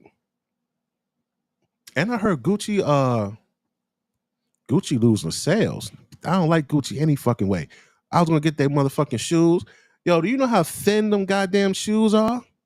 Fuck no. Ain't no quality in that shit. But anyway, yeah, man, they're not gonna be able to eat. It's gonna have to be like 5 of them bitches living together. They're gonna be, yeah, bro. They're gonna live in a tent in the woods. They'll probably be eating decent. Ain't no heat, ain't no water, ain't no toilet. You're gonna see mad people going to fucking Planet Fitness to take a shower. You know what I'm saying? Brush their fucking teeth and all that shit, and then go back to the fucking tent. Yeah. So what Kev was doing was like, yo, listen, bitch, this is what they like. You got to look like this. You got to look like this if you want one of them. Bitch is like, who? How dare you say I got to look like that? Fuck you. Da, da, da, da, da. All right, bitch. I saw what the fuck he was talking about. When I looked up that damn social security shit, I said, yo, these bitches only going to get 2,400? Only 9% make over 75,000. I say, yo. Yo. But some of them think about that. And guess what their savior is? You.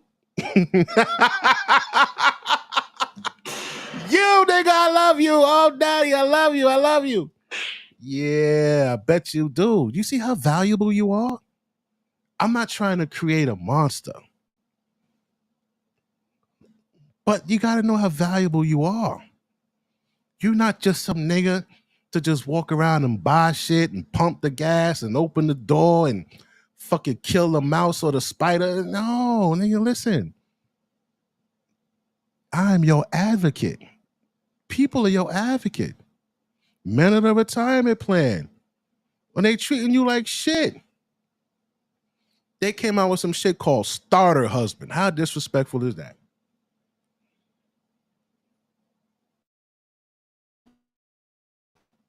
The starter husband is a nigga who hangs around. Oh, that's been my friend for like 6 years. Really? Y'all ever fucked? No. She ain't lying. She ain't fucked that nigga. Too many sexy pictures. I don't get why they dress like that. Every time I see a girl dressing like she's showing off their body, I always tell them to cover up. They don't want to cover up. And this is why I say they don't like you.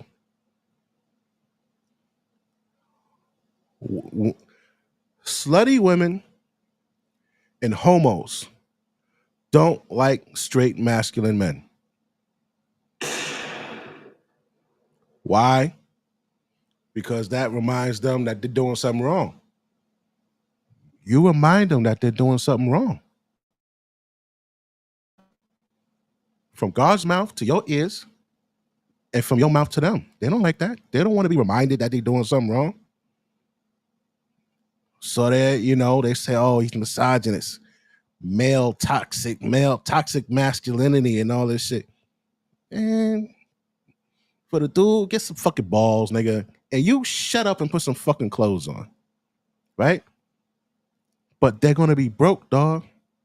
You're going to see a lot of homeless old women. And then you'll come across a chick, she say, well, there's a lot of homeless old men too.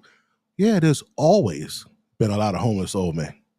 There's always been homeless men. Why settle for a man when they getting contribution from several men? I say, yo, don't like that bitch pictures. Don't niggas will like, she got 37,465 likes. You want to be 37,460 the fifth? What does it even matter? And the crazy part, here's the kicker. 30,000 of them niggas she fucking talks shit about.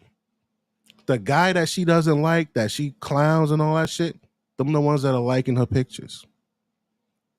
The guys that they put down all the time, oh, he's short, or he's fat, or he doesn't make fucking 250,000. Those are the niggas that are paying her fucking OnlyFans. Ain't that crazy? You're paying a broad who wouldn't even look at you. She called 911 if you stopped and asked her to sign a picture of some shit. Why are you funding this bitch? She don't even like you. But hold on, let's get back to this shit, because this shit good. Where do you hear what the fuck he say about I'm going to talk about court? Where do you hear what he say when he talk about court? I want the men listening to understand the biggest lie your woman will ever tell you is that she let that go. The hell she has. The hell she has. She ain't letting that go. She wants it, and she means it when she says she wants it. She is not letting that Fendi bag go, that Chanel bag go. She ain't letting that go. She's not. And it gets worse when you start elevating this to these $1 million places. Jason, it gets worse. How? Because if you live live in Colorado, for example, let me go ahead and give y'all an educational trip right here. Let's go ahead and get into the education of it. The 720 degrees of analysis you'll receive absolutely nowhere else because they cannot give it to you. Let's just say you live in Colorado, for example. So you're talking about Denver. You're talking about Colorado Springs. You're talking about Boulder. Yeah, you're also talking about Aspen and Vail. You're also talking about Aspen and Vail. County, she ain't trying to be in Baltimore like that. South Carolina, she's trying to be in Charleston. 80% of men, and the goal of that is to leave you so desperate and destitute and famished and starving for sexual access that you'll just give up anything. That when a female finally, when one of these females, when she gets done being run through, see, here's the issue right now. The other side of survival sex is when those females get done getting run through. You go and grab you a chick, and after Tyrone and Jamal and Lamar and all the rest of them done gave the damn people's elbow to her backside. For the previous 10 years, you getting the damn cast-offs. You ain't really never had a fly chick before, and she's finally paying you the damn time of day, and you just so desperate to finally have something that doesn't look like a baboon's ass sitting next to you in bed that you'll give up anything. Yo, this nigga. This nigga said you so desperate to have something that doesn't look like a baboon's ass. When the females were super fly, they wouldn't look in your direction. Now that they are run through, they realize, oh, he ain't never had nothing before. And so he'll buy me a house. Now, here's the thing that you need to be asking yourself.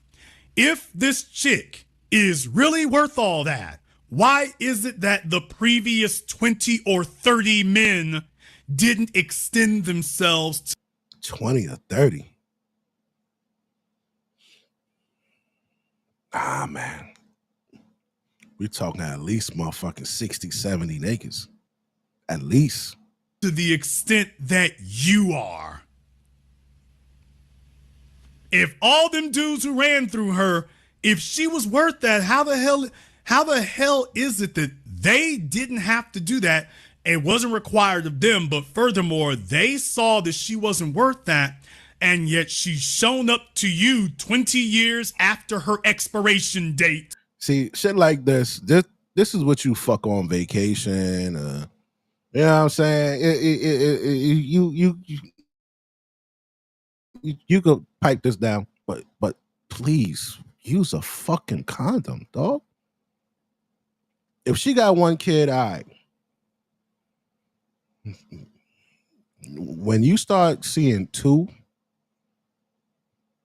and up, 2 to 5, 2 to 7 of these motherfuckers, that means she fucked everybody raw, dog.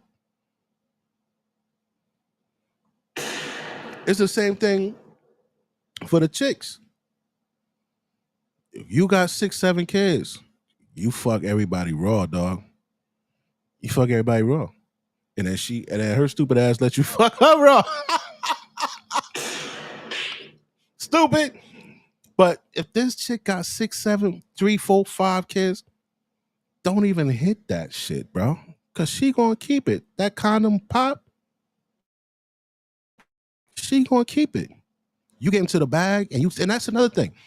I know it feel good to tell a bitch, yeah, yo, you know, I'm retired, or I make this, or I do that, or whatever.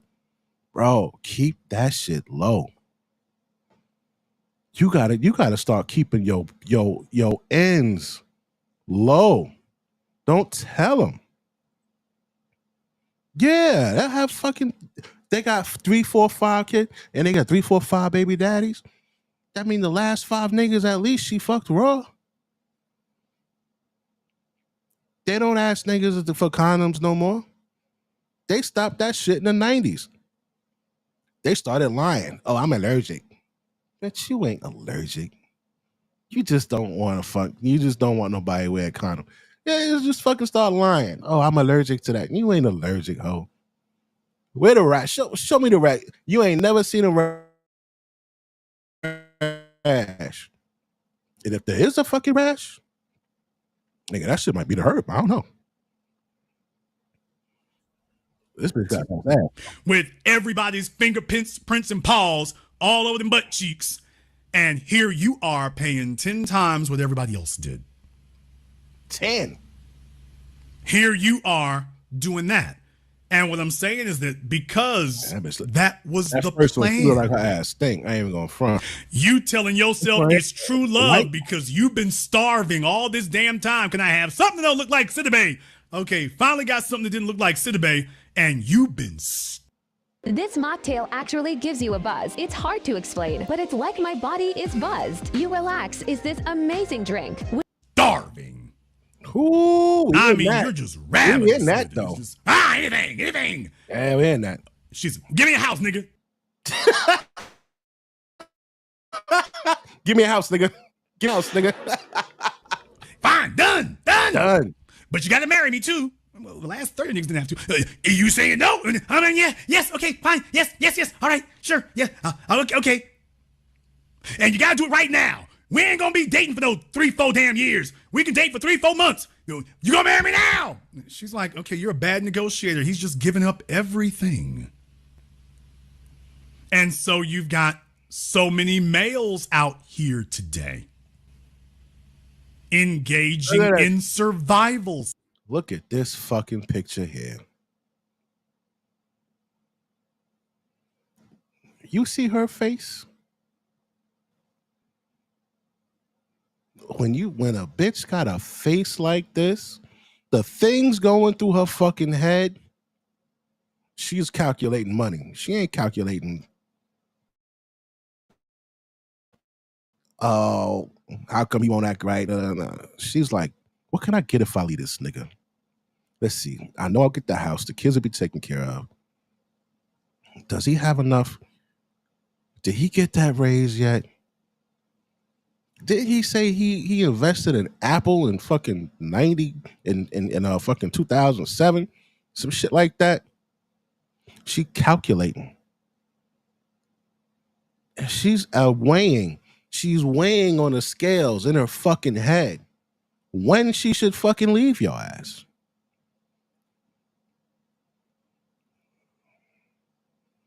When girls tell me I don't need to use a whoa.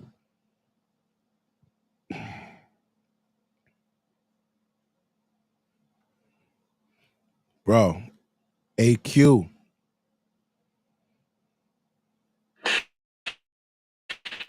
Smack her and walk out. The nerve of you, bitch. Like, that's like you in the alley and you buying some fucking cocaine.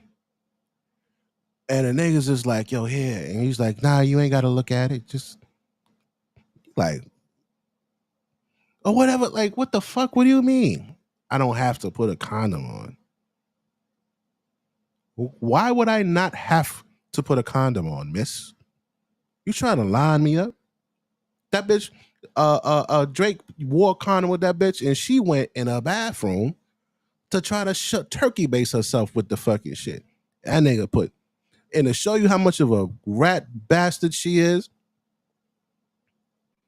y'all know hot sauce, that shit be red, nigga. Like, so red mixed with the semen, that shit probably get some pinkish kind of look. She ain't even look. She said, I don't give a fuck. Let me hurry up and do this. And her pussy started burning. The nerve to tell you you don't have to? You crazy. Sex. He's been on bread and water and struggling for so damn long that he's grabbing somebody's baby mama, somebody's STD riddle hoe, somebody's run through ragged out overage chick. And here he is. Okay, let me drop off everything. She has brought $1,000 of femininity. Let me take on $1 million of debt and obligation. Wow. Because, dude, I've been starving. Debt? It's like he's got away with words. Debt and obligation. Ooh. $1 million worth of an obligation. Let me take this on. I don't have any regular sexual access, and what I do get to bring home ain't nothing worth bringing home. So I want that. I don't care what the other guys did. It's my turn. It's my what? Did y'all get that? Did you fellas understand that part right there? Did you see that double-edged sword? You've heard these folks say she's not your girl, it's just your turn. Yes, but do you men understand and accept that for most men, they are so desperate to have reliable sexual access to a female below size 16 that when their turn finally does come up, after years of being ostracized, they drop off everything. Take a look at Steve Harvey. Take a look at Yo Gotti. Take a look at Russell Wilson. We can go down the list. They've been on the outside looking in for so damn long. These are fellows who never had a chick that they could really floss about or be happy about, or a chick who was a status symbol of any shape or kind. Even if he gets the heifer off the clearance rack, can I get it? Can I get it? Yo, I ain't gonna lie. Every bad bitch I had, I only had one, two. I had only 2 bad bitches. Bad. And they were horrible people. They were horrible people, man.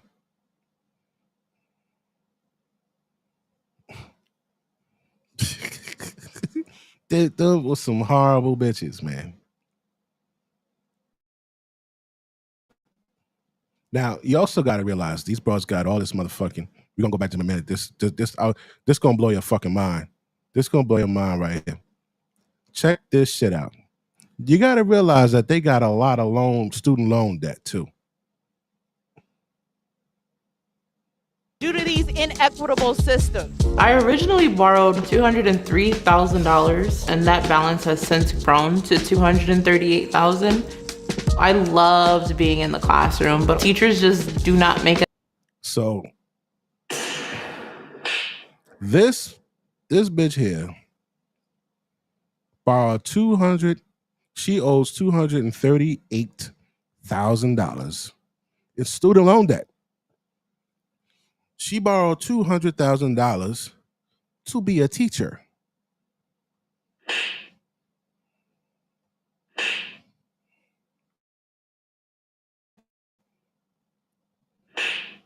And then she's going to turn her nose up at you because maybe you didn't go to college. Maybe you're a fucking cop, or maybe you're the sanitation guy who made $200,000, but she don't know. But this bitch got $238,000 worth of student loan debt to be a teacher. But wait, it gets worse. But wait, it gets worse. The question, slam. All right, look. Enough money to survive in LA. Ended up with a master's degree and then a doctorate, and then I became a principal. Oh, I ended up with this and I ended up with that, and I ended. Fuck, you end up with you just no. You sign you had to put your name on for that shit. You signed up for that. Yeah, it was 203,000. The 238 is the interest. 35,000 is interest. Principal, which is pretty much the highest position you can be at a school, and I'm still not making enough money to. So now she's a principal. Pay my student loan debt balance. I feel stuck with. Big back. Might just eat a Big Mac. Might just order DoorDash. I've been waiting to use that one. Between a rock and a hard place when I'm talking to my students about their. Now watch this. You go look at this little. You could tell this little fucker here. This one here. She talks a lot of shit to niggas. Where do you see this one here? Anything less than full debt cancellation is a loss, especially for the most marginalized. Anything less than full debt cancellation is a loss, especially for the marginalized. It's racist. I borrowed $200,000, and if I got to pay it back, you're fucking racist. I'm sorry to say, but sisters is the only one that do this shit. They're the only one that do this shit, bro. Waste the money right after high school. I started working at a water treatment plant. And my friends that went to college, they're going to have to pay quite a bit. Try to tell them that to look for a job locally. And the thing is, that shit is going to stop them. You can't buy a house. She can't buy a house. You owe $238,000. You can't afford to take out it. You know how much that's $2,400 a month alone for your student loan debt. $2,400 a fucking month. Y'all already know. I already looked it up. How much debt do you have? You want to? We gonna talk about this? Okay, yeah, I'm not ashamed. So let's talk about it. I have $250K.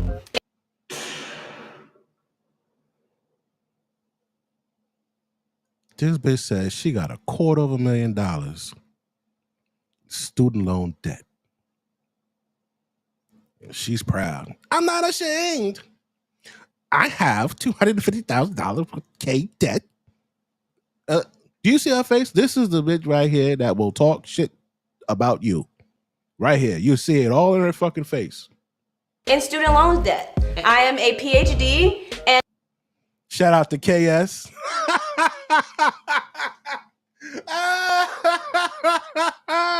Oh shit. Yo. Oh, that PhD shit. Why is it always women who want the jobs that they can't get? Why? Why you want that? Why you want that?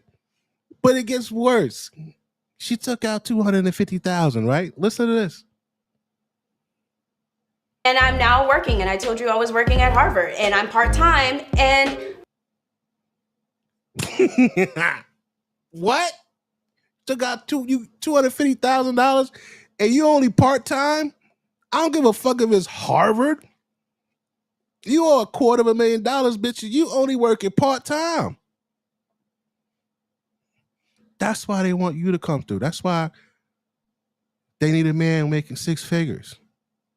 Well, I do pretty well for, and when you hear him say that bullshit, well, I do pretty well for myself. Now, bitch, how much loan? How much fucking debt you got though? How much debt you got? Because to get in that position to make that money, you got to have some fucking debt. So much debt you got? I got to hear this bitch one more time because that shit was crazy.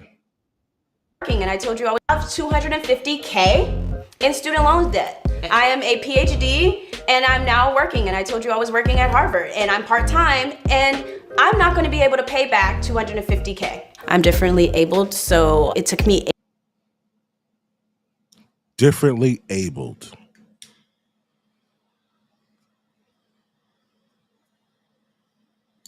So she can't pay back her $250K because she's differently abled.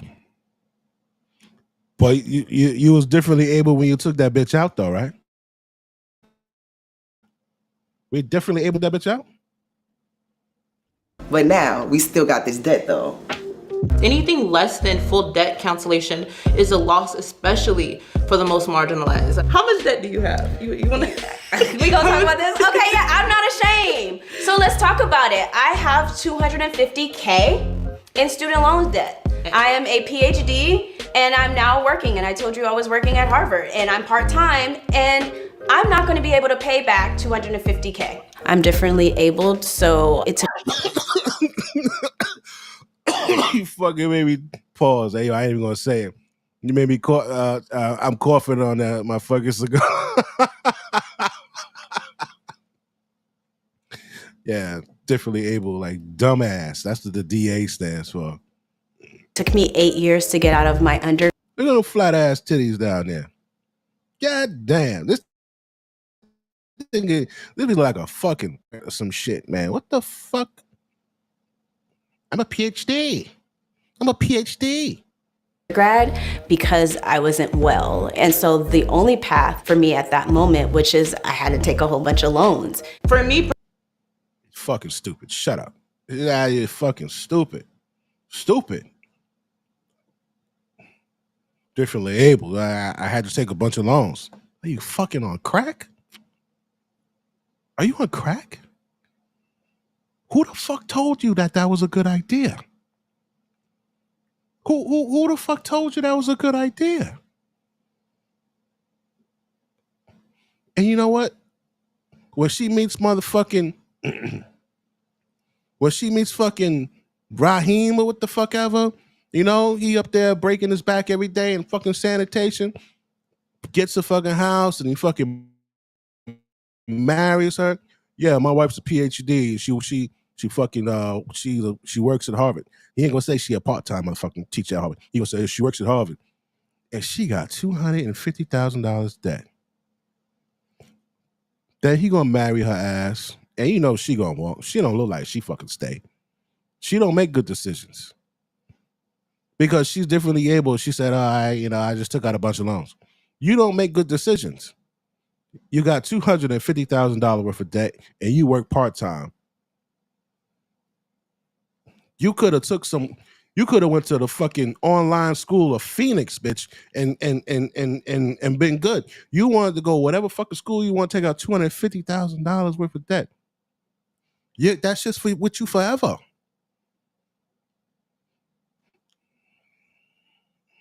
These bros fucking dumb. That's fucking dumb as rocks. Man. We're outpacing meditation. We're outpacing them. Shut the fuck up, stupid. Because it's his turn. And he isn't used to actually even getting a turn. I need the men listening to me right now to understand that most fellas are not used to actually getting a turn. Why do you think they complain so damn much about the non-existent dope boys and the non-existent dope dealers and the dudes in prison? Why do you think they complain about them? What's their complaint? Those guys are always getting their turn. They're always getting the choice cuts. They're always getting the first at bat. They're always getting their turn. I'm over here working my ass off and doing the right thing and playing by the rules, and I never get a turn. Every time it comes close to me getting mine, I get passed up. I don't get my turn. I don't get my turn. In the chat room, Queen Nubia, I'm going to open up the phone lines here. I'll be very, very interested in getting your insight into this because clearly it seems that you believe you have an insight the rest of us don't. Hi, I'm Brad Johnson, the Senior Director of Design here at Kizik, and I'm here to talk to you about hands-free tech. The two techs we're going to talk about. All the fly stuff they have in their house. If it's their house, it was bought for them by a man, it belongs to somebody else. They could literally get up and walk away from their lives tonight. Y'all know it's the damn truth. I'm talking about she could walk away from everything, including that 1986 Pontiac Grand Am. She could walk away from everything tonight. Whereas people got married. Or today. Checking to see here. Wake up. Hold on. The main headline, higher student loan debt can make it hard. When I make the statements that I make, when I make those statements, understand where it's material. Your degree has absolutely no reasons coming right back and repeating the same. I deserve to be married to you. Here you go. You're doing twice as good as me, so I know. And not just wife material, because here's the issue. Women don't want to marry a man. Women want to marry a winner. So when they talk about marrying a man who's less educated, they mean a man who makes less than they do. They want a man who makes at least 25% to 50% more than they do at least. And they would prefer he make twice as much as them. Then she will feel like, yes, you are the man that I deserve to be married to. You're not financially struggling. I deserve to be married to you. You're doing twice as good as me, so I deserve it. Based on what? I was born. I watch Instagram.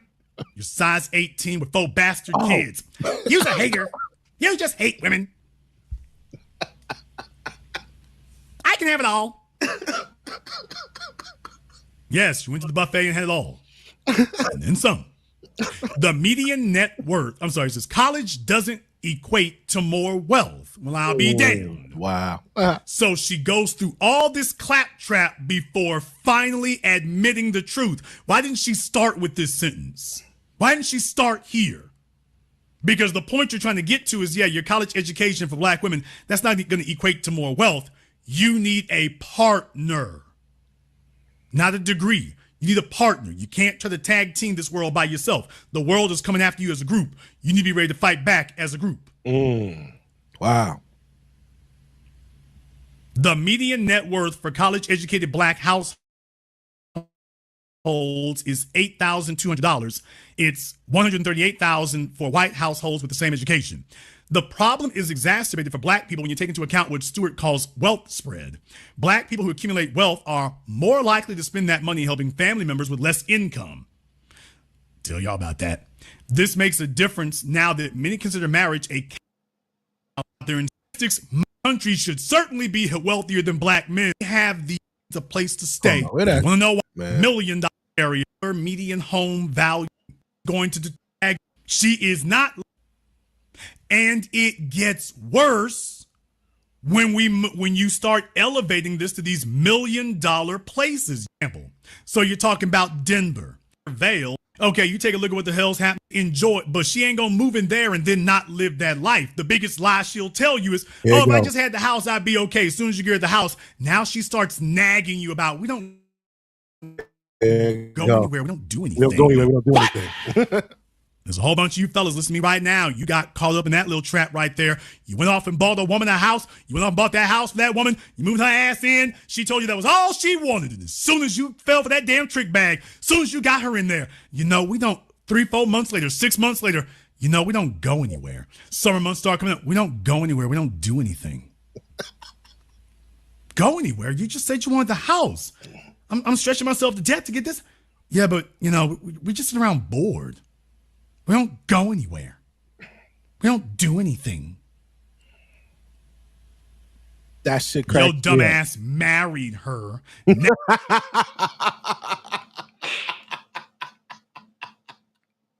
Now you have to work overtime or take on a second job because now it's no longer enough to pay for the house or the car. Now you have to pay for all the extra stuff she wants to do. You looking at that young man driving that Charger and you saying, "Damn, that young fella right there, I sure wish I could trade places with him." This is why we do this. You heard what he just said. You're looking at that young man, you're like, "Man, this nigga got this fucking nice car. He ain't got no kids. He ain't married. That nigga don't know what life he has right now. He's young. 27 years old, you on your own. 30 years old, 35 years old, you on your 40 years old, you on your own. Nice car, nice place, no fucking baggage. Nigga, you're platinum. You're fucking platinum. Even if you're divorced, even if you do have one baby mama, you're still platinum. You're still. You know what I'm saying, man? Yo, we got to spread this word to these young cats, to these young niggas. Yo, it don't even matter. Black, white, Indian, Hispanic, whatever the fuck you are. These motherfuckers, man, if they put that clink on you, they tie you to the fucking government. The government take care of them. You ever heard of the Judas goat? Judas goat leads the sheep to slaughter. For some reason, sheep think goats know what the fuck they're doing. So they'll follow that motherfucker wherever he goes. So they figured, you know what, man, we're going to have a hard time getting all these fucking sheep up this ramp into this slaughter fucking room. So they train the fucking Judas goat to lead the sheep up to the slaughter. And right before he fucking gets to the door, he cuts off. And the sheep just keep going into the fucking slaughter pit. If you don't know how to operate around these females, they are going to be your Judas goat. I'm telling you.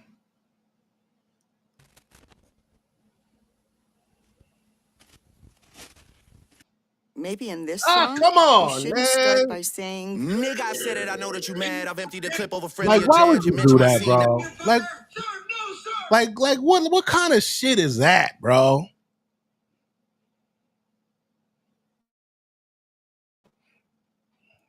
We ain't even gonna give it no energy.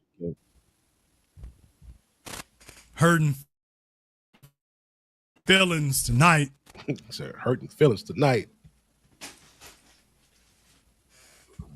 So wish I could trade places with that young dude driving that scat pack, living single in that apartment by his damn self. He could just get him a cool little breezy off Facebook and go visit Aspen and send her ass back to Houston. When he gets done, hang out with her and go back home. And keep his money in his damn pocket and not be obligated to it. Because then it gets worse because the court system isn't going to penalize her if she says, well, I moved in with him, but I'm not happy. I'm bored. He's a wet rag. I'm not fulfilled. There's no passion in our marriage. He's not trying the way he was when we met. He's not trying. Okay, so Tyrone from Bumble, that nigga is trying? He don't even got a job. Yes, but he understands me. So let me... AKA, he blowing the back out. You're not blowing the back out like that because you're always fucking working and you're tired. You come home, you want to chill. To it. Because then it gets worse because the court system isn't going to penalize her if she says, well, I moved in with him, but I'm not happy. I'm bored. He's a wet rag. I'm not fulfilled. There's no passion in our marriage. He's not trying the way he was when we met. He's not trying. Okay, so damn me, Tyrone from Bumble, that nigga is trying? He don't even got a job. Nigga ain't got no Yes, job. but he understands me. He understands. So let me get this straight. I pay all the damn bills, and you told me I was the dude, and I fulfill all this stuff, but Tyrone is the one really understands you. Like I said, you told me I was the dude. You stop trying. Okay, the court, Judge Wapner don't give a damn what you niggas going through. Judge Wapner don't give a damn what you going through. He's like, hey, she ain't happy. All right, we gotta break this marriage up. Oh, that house you paying for, we're so glad. Well, she don't mind splitting it 50-50, and you sitting over there with steam coming out your damn ears.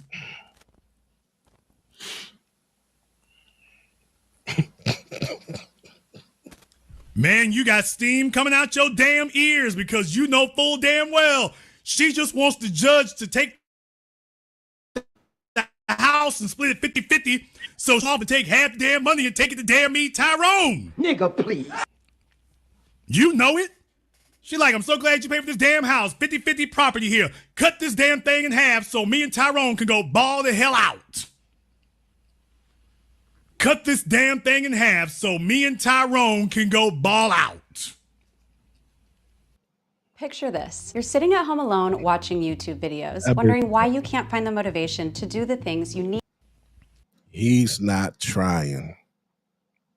I got a friend who's doing 10 years right now. He was a correction officer, a good friend of mine.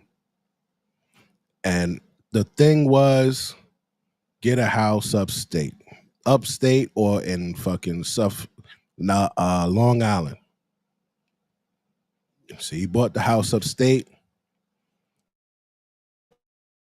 made her a fucking stay-at-home wife, right?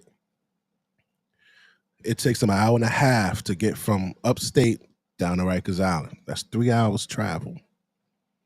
You do a fucking 16-hour tour, that's 19 hours. So he got to be back to work at like, what was it, 7 in the morning. So 4 hours to fucking shit, shower, shave, eat something, maybe fuck, but probably not, and get some sleep to go do this fucking hour and a half drive and a 16-hour shift.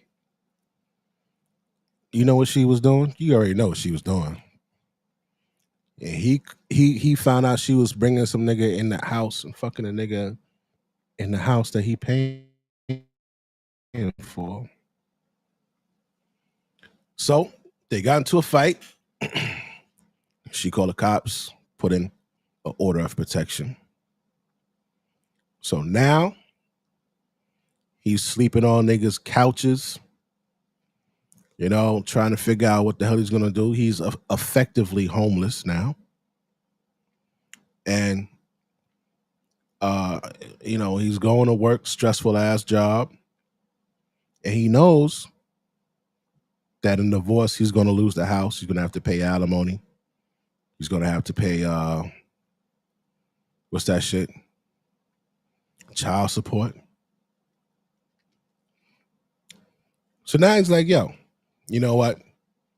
When a man feels like he has nothing else to live for, that is a dangerous place to be. If a woman pushed him to the edge where he feels he has nothing else to live for, she better watch out. And he damn sure he broke back in. She changed the locks. He broke back in the house and tried to put a knife in her fucking chest. But she lived. They gave him 10 years. So out of the 10, if you keep your good time, you do 8. I think he got like about a year in.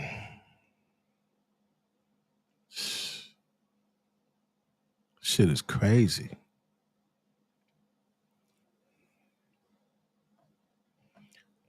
That's what I say that too, man. If they legalize prostitution, these bitches is fucked. They legalize prostitution.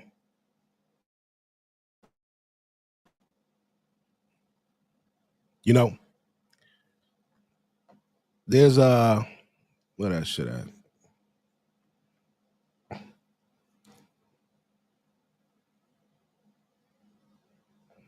So I got this thing that I do. I want to show you this. Say you that young cat, you know, you got the Dodge Charger Hellcat or whatever the fuck you got. You got your own nice apartment and shit. And you making some good goddamn money. I mean, you're doing good. All right. Let's say you're doing about a good $130, right? By yourself. That's perfect. 130,000. You still take out that 33%, 33 to 35% for your taxes. Right? You take out what you pay for your union dues and all that bullshit. You still got about 100 left, right? Well, look at what happens if you fuck around and sell yourself short. Across the board, yeah. What happens if you sell yourself short? Well, here in New York, they got up here in New York City, blase blah. Check this shit out. This is your child support calculator, right? So let's see. Let's say you got one kid with this broad, and she don't work. Non-custodial parent, she don't work. All right.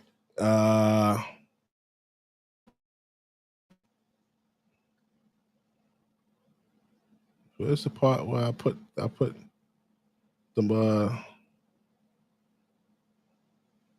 the non-custodial. So let's say you made $130,000, right? And you got one kid. This is what you're gonna have to pay a year. Net, of course. That's $19,890. Right? So you made $130,000, you're gonna take that out. Now, let's say this one is really gonna hurt your feelings. Let's say you picked up this broad. This is Rosenthal Law and Mediation, New York State Maintenance and Child Support Calculator. All right. This was updated March 1st, 2020. So let's say, all right, we'll leave it where it is, right? Let's say you made $160. All right. So you made $160. She ain't made shit. All right. Come down here to calculate, boom. All right. Taxes is regular shit and all that. All right. Is there, let's say, are there children of the marriage under age 21? Let's say there's no kids. She just she just divorced you. Start a husband. She just divorced you. You made 160. She ain't make nothing. They got their little calculation shit here. Their little special arithmetic that they got going on here. Right? 160. So they're going to take 30% of your income, right? Including up to the cap, because they got a cap, right? And they're going to subtract 20% of her income. Well, she don't make shit. So that is. So 30% of your pay is $48,000, right? So the equal result for one is going to be $48,000. So they're going to do whatever the fuck they got, and you're going to be paying this broad bi-weekly. That's every check. Oh, let me get out the way. Sorry, excuse me. All right. So every check, you're going to be paying her $1,846 out of every check. Okay? So if you made 160 and you got a divorce because you married her like a duh, she got you locked in. She could look at you with that crazy look. She could talk crazy to you. She gonna stop sucking dick. She gonna do all that shit because she knows that if she leaves you, she's set. So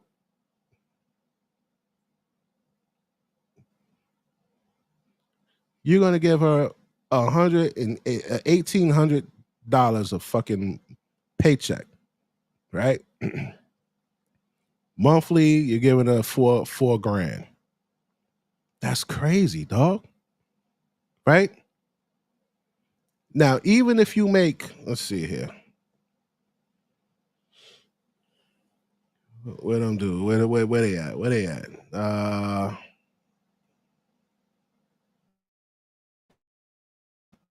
me show you. Hold on. We're gonna do NY see-through. Okay. So we're gonna do the NY see-through. All right. So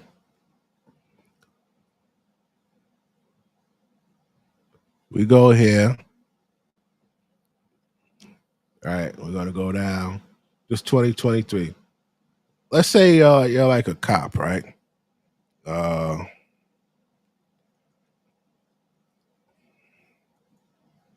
a police officer. All right. Regular old beat cop. Well, these guys here, Port Authority kills it, by the way. If you see right here, Port Authority, 378. Yeah, that's a great one right there. But let's say you just do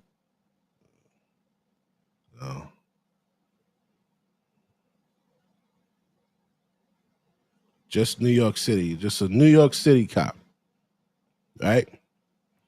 190, 180, 170, right?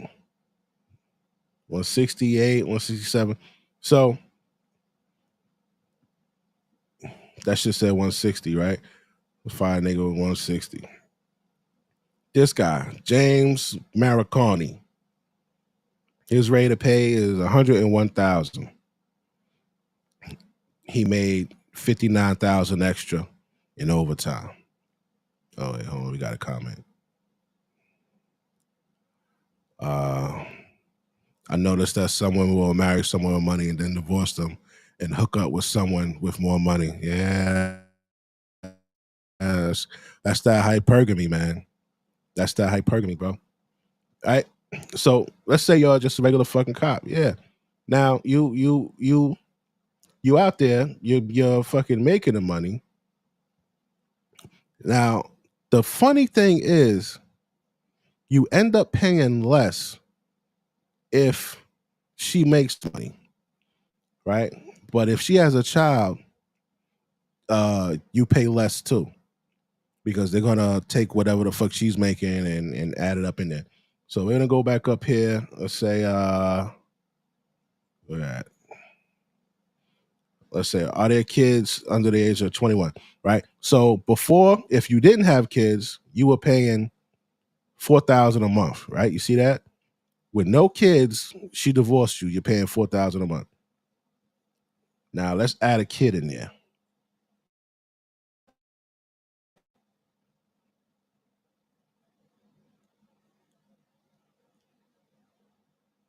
It drops to $2,666.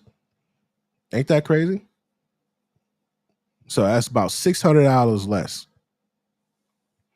So if you do have one kid, you're gonna get paid $1,200 every paycheck. If you don't have no kids and she divorced you, you're gonna pay $1,200. So you're paying $600 less for having a kid with her, right? Now let's say you met her, and let's say she made what? Oh, we gotta go further up. Let's say she had a job. Let's say she made say she was making 80,000. Right? Now, how much are you gonna pay? She got a job. Now you're only paying bi-weekly $461. Monthly, $1,000. So it's good for a chick to get a chick that working. Don't let these broads sit. Or when you see these niggas online, oh yeah, real man fucking pays all the bills and she don't have to work. Then yeah, all right, nigga. Fuck all that. You paying for everything now, and you gonna pay for everything then too. Nah, get you a bitch that got a job. Why should she? Why should somebody have a free ride in life? Think about that. And then you got the right to get up and leave me and take and continuously take from me? Nah, man. Now let's see how long you'd have to pay this for. Where we at? Hold on. There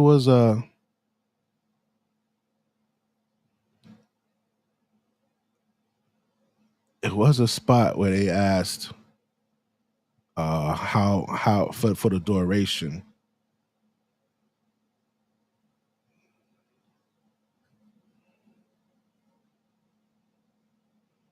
Maybe it's on the other one. All right, so it sounds good, you know. She could fucking stay home and you paying all of the fucking bills and all that. But when shit go bad, it goes bad, bro. it goes bad. You gotta pay that shit. And hold up, let me show you this. So now, when you look at people having to pay shit because you were married, they don't know about this. I didn't know about this. But check this out. Difference, maintenance. In New York, married couples are obligated to provide maintenance. That is, the moneyed spouse is to provide maintenance for the non-moneyed spouse. The duration and the amount vary from case to case and are subject to statute and case law. That is a requirement for married couples. Now, I just want to reinforce what Joe said, because unmarried couples are not entitled to any type of maintenance whatsoever, as he indicated. But I often run across clients who come to me and say, wait a minute, I have a domestic partnership. I've been with my partner for the last 22 years. We're domestic partners. We registered even as domestic partners, and I am entitled to rights as a result. And I unfortunately have to tell them, no, you're not entitled to any of those rights. A domestic partnership really only signifies that you are a couple living together, for the most part, for health insurance rights and things along those lines. Second big inquiry is retirement accounts. And what we're talking about here is 401, IRA, pension accounts. If you're married under the state of New York, in the state of New York, you're entitled to a marriage portion of the retirement account. And specifically what we're talking about is from the date of marriage until so domestic partnership, she don't get shit. It's just recognized by the state that you two are in a relationship and you're living together for insurance purposes. But the day, because and on any given Sunday, she wakes up and she's like, I'm not happy, like how dude was saying.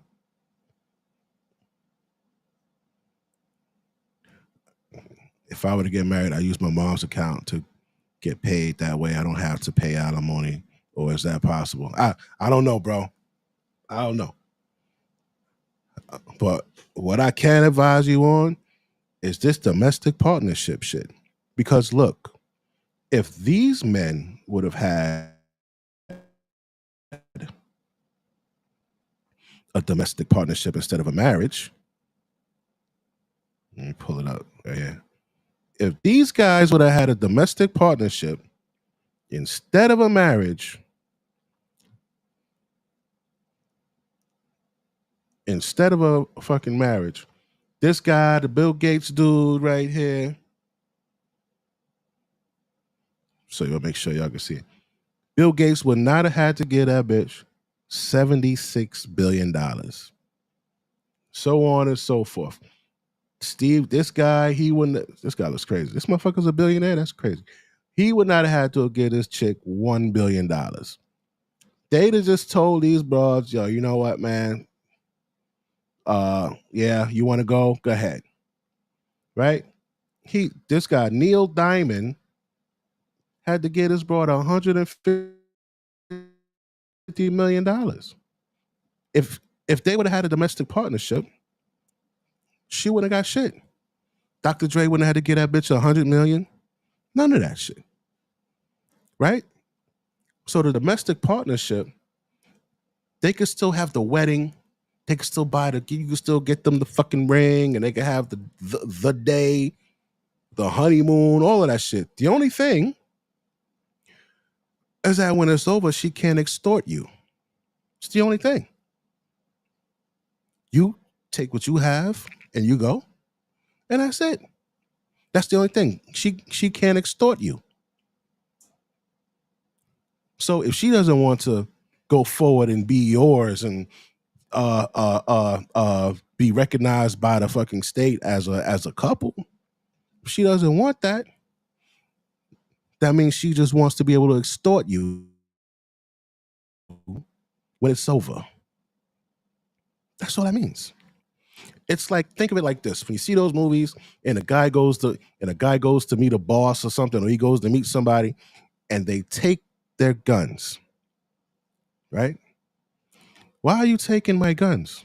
Well, if shit goes left, I could shoot you, but you can't shoot me, right? It's just like that. That's exactly how it is. That's exactly how it is. You're walking in this room, and you don't have the ability to, you don't have the guarantee to defend yourself. Thanks for that advice. Good to know. Not to get, yeah, man. Listen, marriage is divorce. The divorce rate is 56%. 56%, right? And if you factor in the men who stay married because they don't want to lose their shit, you factor in the men who stay married for the kids. You know, they don't want another man coming in raising their kids. They want their kids to see the mom and the dad. Add another 10% each. Like Sexton said, the fucking divorce attorney of 20 years. He said that 56% goes to a 76% chance. And it's always the man that ain't happy, bro.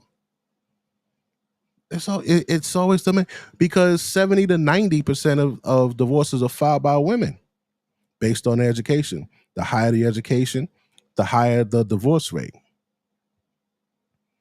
Because I feel that the higher the education, the higher the divorce rate, is because they figure, well, you know what? I got a degree, I could get a job doing this. And with his money, I don't got it. You know, I have a really good life.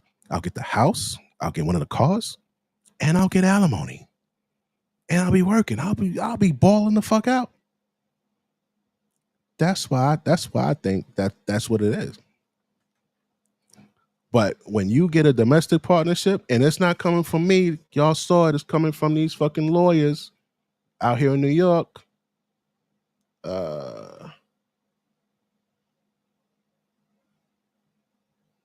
Vishnik, McGovern, Milzio, LLP, whatever the fuck they are. Yeah. He's fucking lawyer, right out the lawyer's mouth for this state. Now, where they're fucking up at is right here. Look at this. How much you'll earn from Social Security if you make $75,000 a year. So we'll go right here.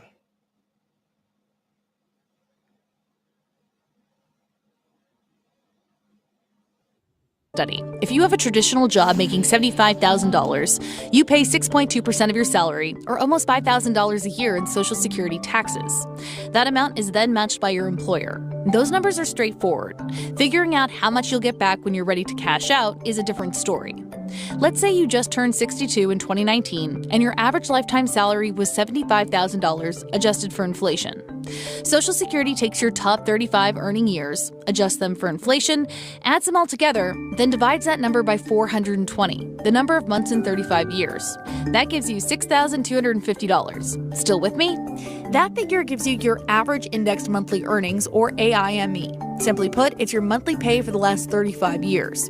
But there's still some math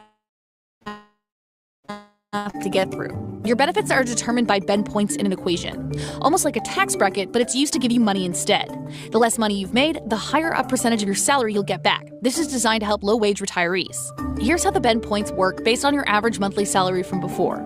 You get back 90% of your salary from the first $926. That's over $800. The next bend is a little trickier. You get 32% of your earnings between $926 and $5,583, which comes out to just under $1,500. For the final bend, you get 15% of everything over $5,583. That equals just over $100. So now we have our number. You can expect over $2,400 in Social Security if you wait.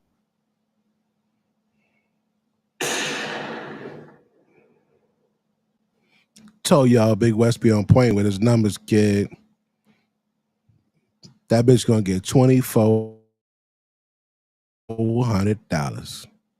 Now, she retired in 2019, like this lady said in the example, and she's getting a check for $2,400 every month. How much is rent today? $2,000, right? A mortgage, hey man, hey, listen, man, I hope you started that shit 30 years ago and your shit's paid off, right? But guess what goes up every fucking year? Your taxes. Yeah, everything goes up. If you're in a spot, you got to pay those HOA fees, right? Yeah. They get that shit goes up and they get priced out. So what can a woman do to combat this if she can't get a man? Well, they could do what they call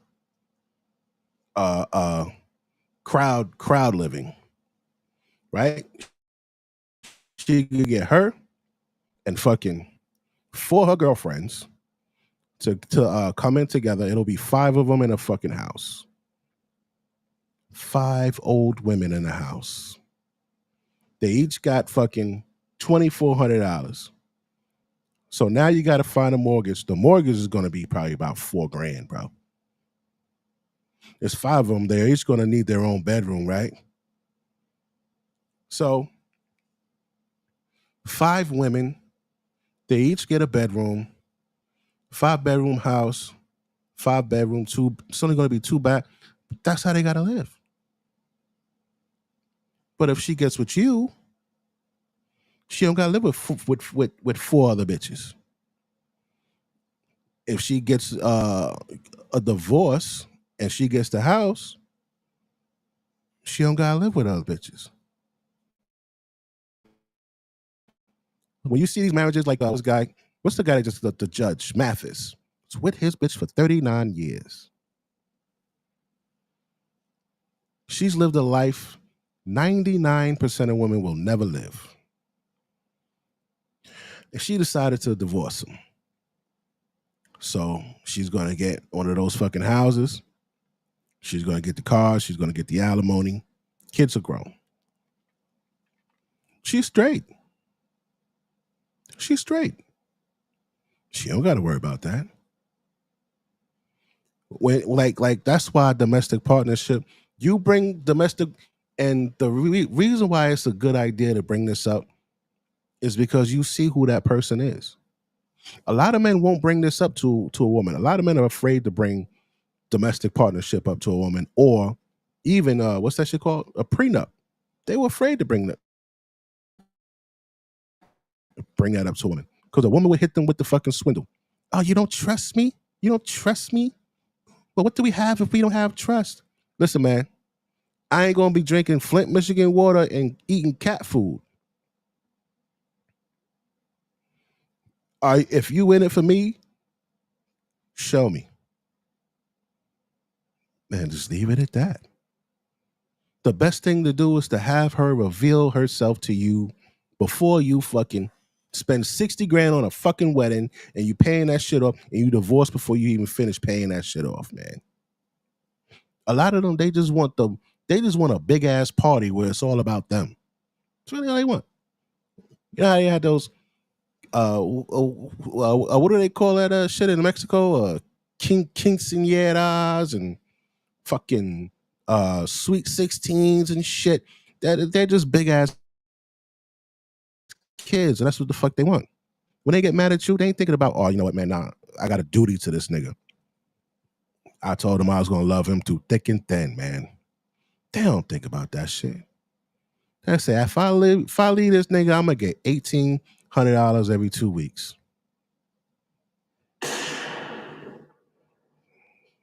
Facts. But yo, I'm about to go, guys. I'm buzzed. I feel good. I'm about to go lay the fuck down. This shit is different. I like this. I shall be back probably tomorrow or some shit like that. I don't know. But stay safe, be smart. You got to realize that you are the motherfucking man, bro. Like on some real shit, man. Like if that reincarnation shit is, I want to come back. Oh, wait.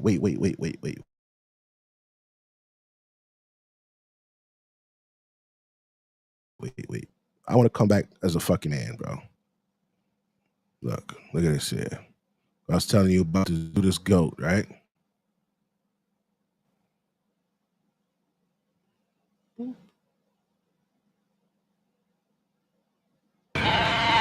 What is it? A Judas goat. Didn't you ever see one? No, what does it do? Watch and you'll find out.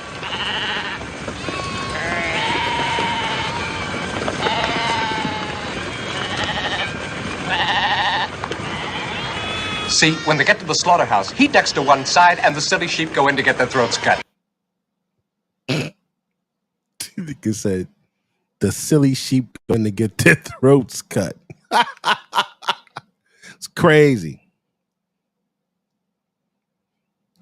My man.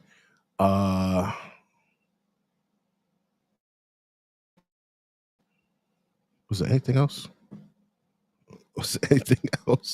That's fucked up, right? That's fucked up, man. They follow that motherfucker. They follow him. You can't let motherfuckers just lead you around. Let me see. Was there anything else? Hold on. That shit was funny when that motherfucker said, he's not trying. Oh, that shit cracks me up, man. Well, she don't mind splitting it 50-50, and you sitting over there with steam coming out your damn ears.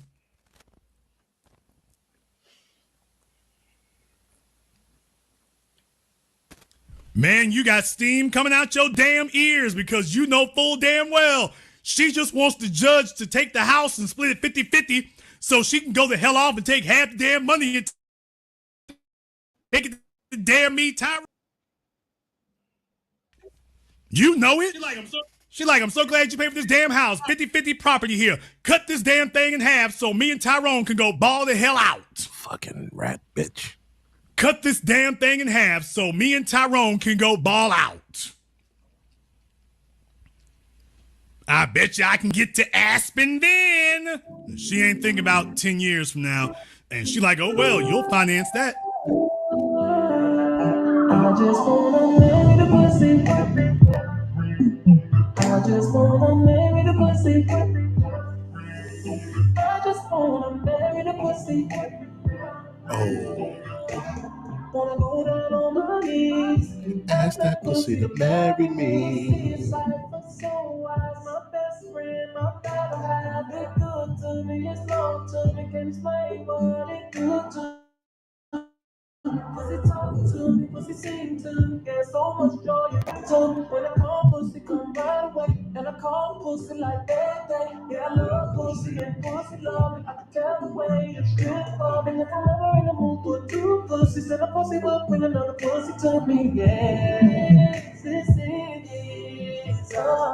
sex proposal. I just wanna marry the pussy. Oh. I just wanna marry the pussy. Would you marry me? I just wanna marry the pussy. Let me go down on my knees and ask that pussy to marry me. To me. It moans for me and it cries too. Pussy's there when I fall asleep. It lets me know it belongs to me. And I love the way the pussy screams when it tells me I'm so freaky. This pussy, cause this pussy is the best pussy.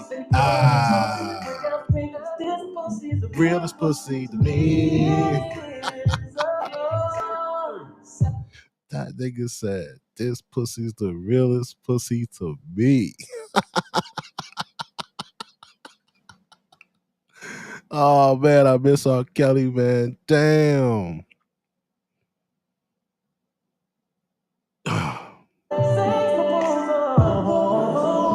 I just wanna marry the pussy. I just wanna marry the pussy. Would you marry me? Marry the pussy. Go down on my knees. Ask that pussy to marry me. I spank that pussy like it's so naughty. Thank you, bro. Thank you, bro. Thank you, bro. Bugatti. That pussy hot and wet, yeah, that's my happy climate. Tongue all down her landing strip. No autopilot. Yeah, eat that pussy, kiss that pussy, eat that pussy like a home that pussy. Get in that pussy, kill that pussy, make a love come down till I drown that pussy. And I take my time in it. That's the same. Oh. Sex trainer. I work pussy out. I tell her pop that pussy like you from the south. Swear that pussy so good. She got a nigga right who buys. I just This poor nigga here, man. Look at this shit. Man. What's up, man? Everybody been trying to check on you. Where you in the parking lot now? Yeah, man. I found me a new spot. Came up. Yeah, doing this whole Nigga said he found him a new spot.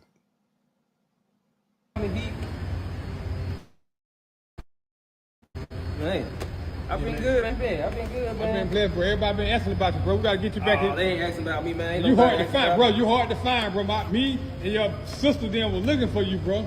We cannot find you nowhere, bro. Hey, man, I'm just a drop in the water, man. Ain't nobody.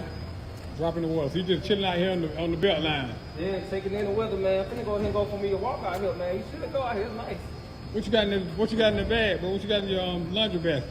I just had to go wash some clothes around here, you know. Where you wash your clothes at? I saw a laundromat around there, so it washed it for me, so I'm like, hey. Man, now you know what, bro? I gotta get you back to your family, bro, because your sister and them looking for you, bro. They came to Atlanta to find you, bro, to help you out. My family is all around. So what happened with you say your wife took everything after the divorce? Everybody been praying for you and stuff, bro. Yeah, a couple of them took everything, but I still got everything. You still got earth, huh?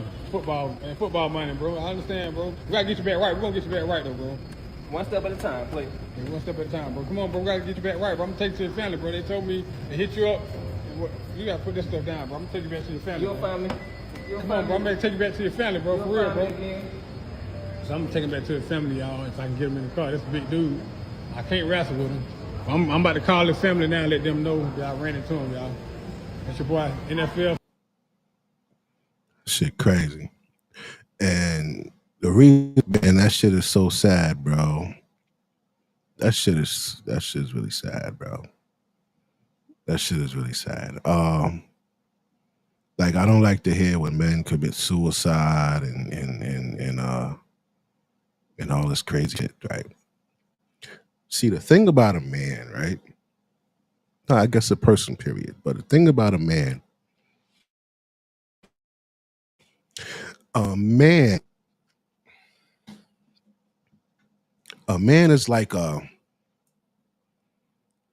is like it's like a gun, right? Dual use. A man could be like a hammer, dual use. You could use it for good, you could use it for bad. But even if you think he's worthless, you think he doesn't have any more fucking use, you think he's old and washed up, he's not. He's just like a gun. You ever see them do a gun restoration? They take it and they sand off the fucking rust and they take it apart and you know they that's just like a man. And I want to show you this. Look, this here.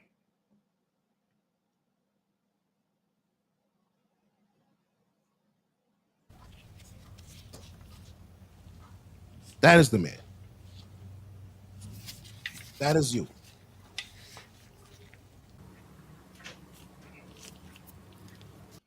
Fucking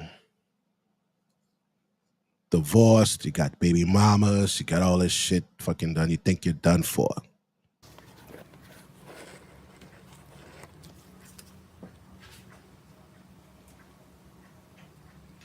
They're like, oh, it used to be a man. Look, it doesn't even have a fucking trigger anymore.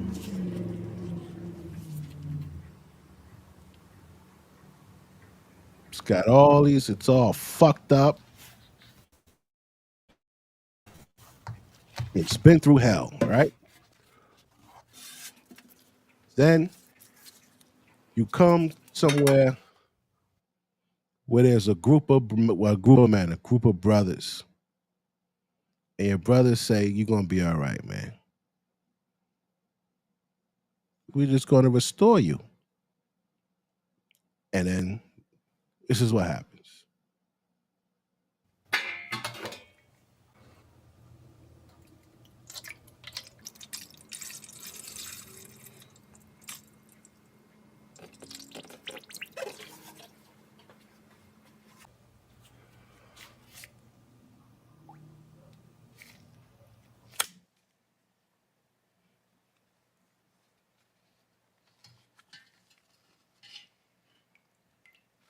"48 hours later, all that rust came off.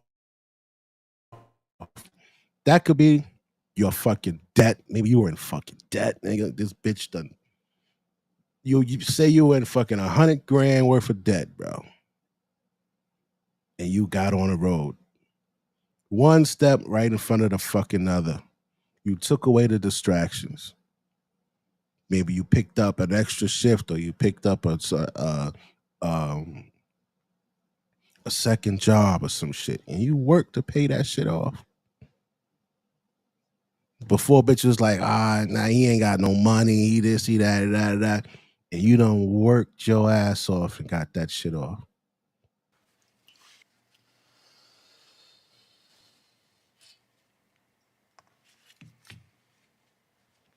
Oh, he's fat, he's out of shape.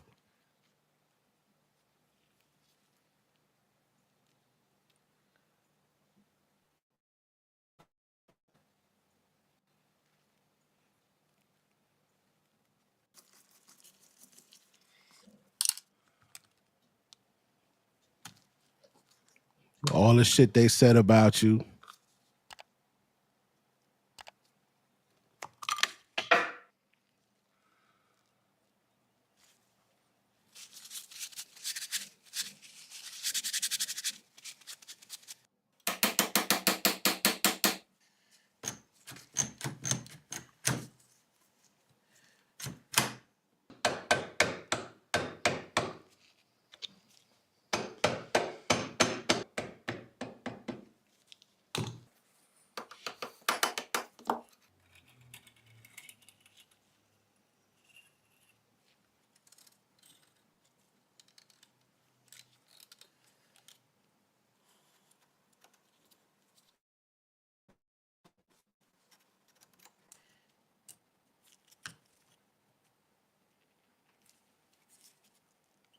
And you go through the process, you do the work, you work on yourself.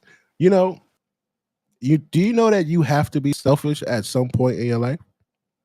In the beginning of your life, or the middle, or the end, but at some point in every man's life, you have to be selfish.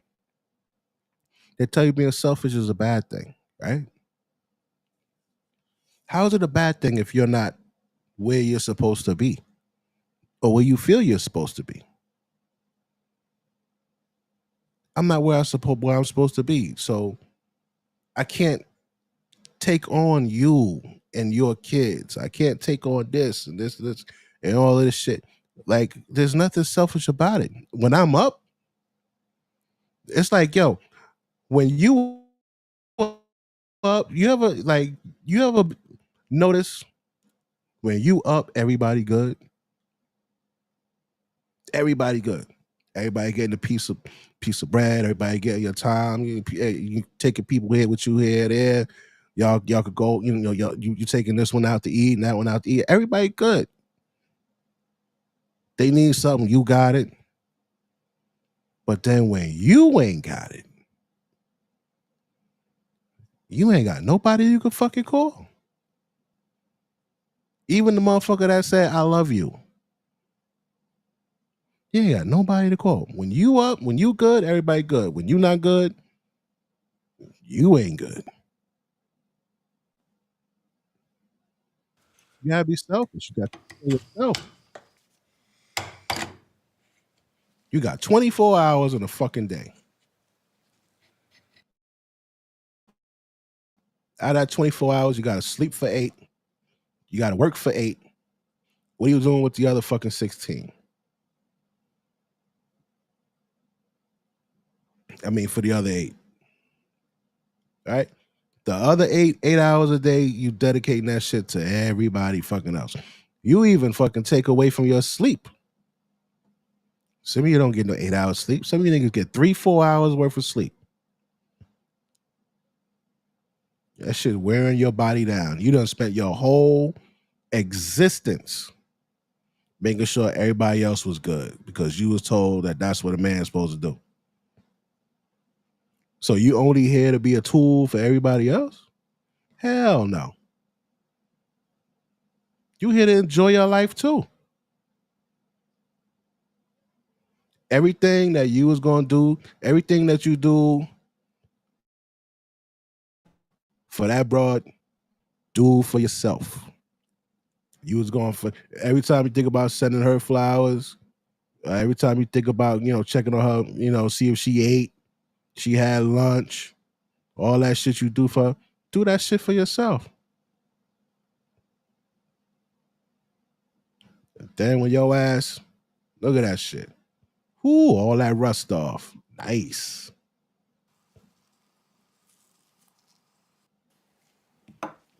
Oh shit. You see all your hard work paying off. Your motherfucking money getting right. You about to get this fucking new house or new apartment or this new whip.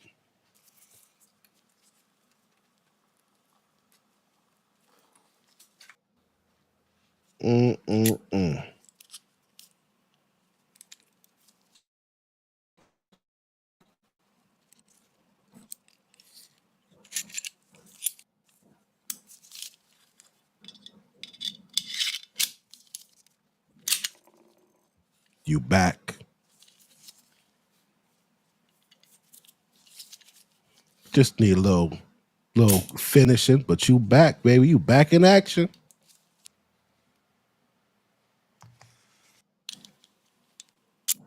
Ooh wee. Bang, nigga.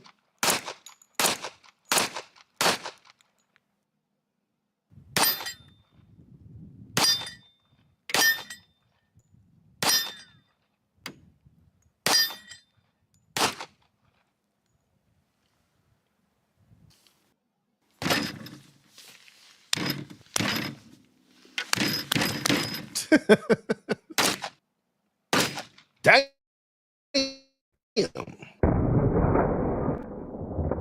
Yeah.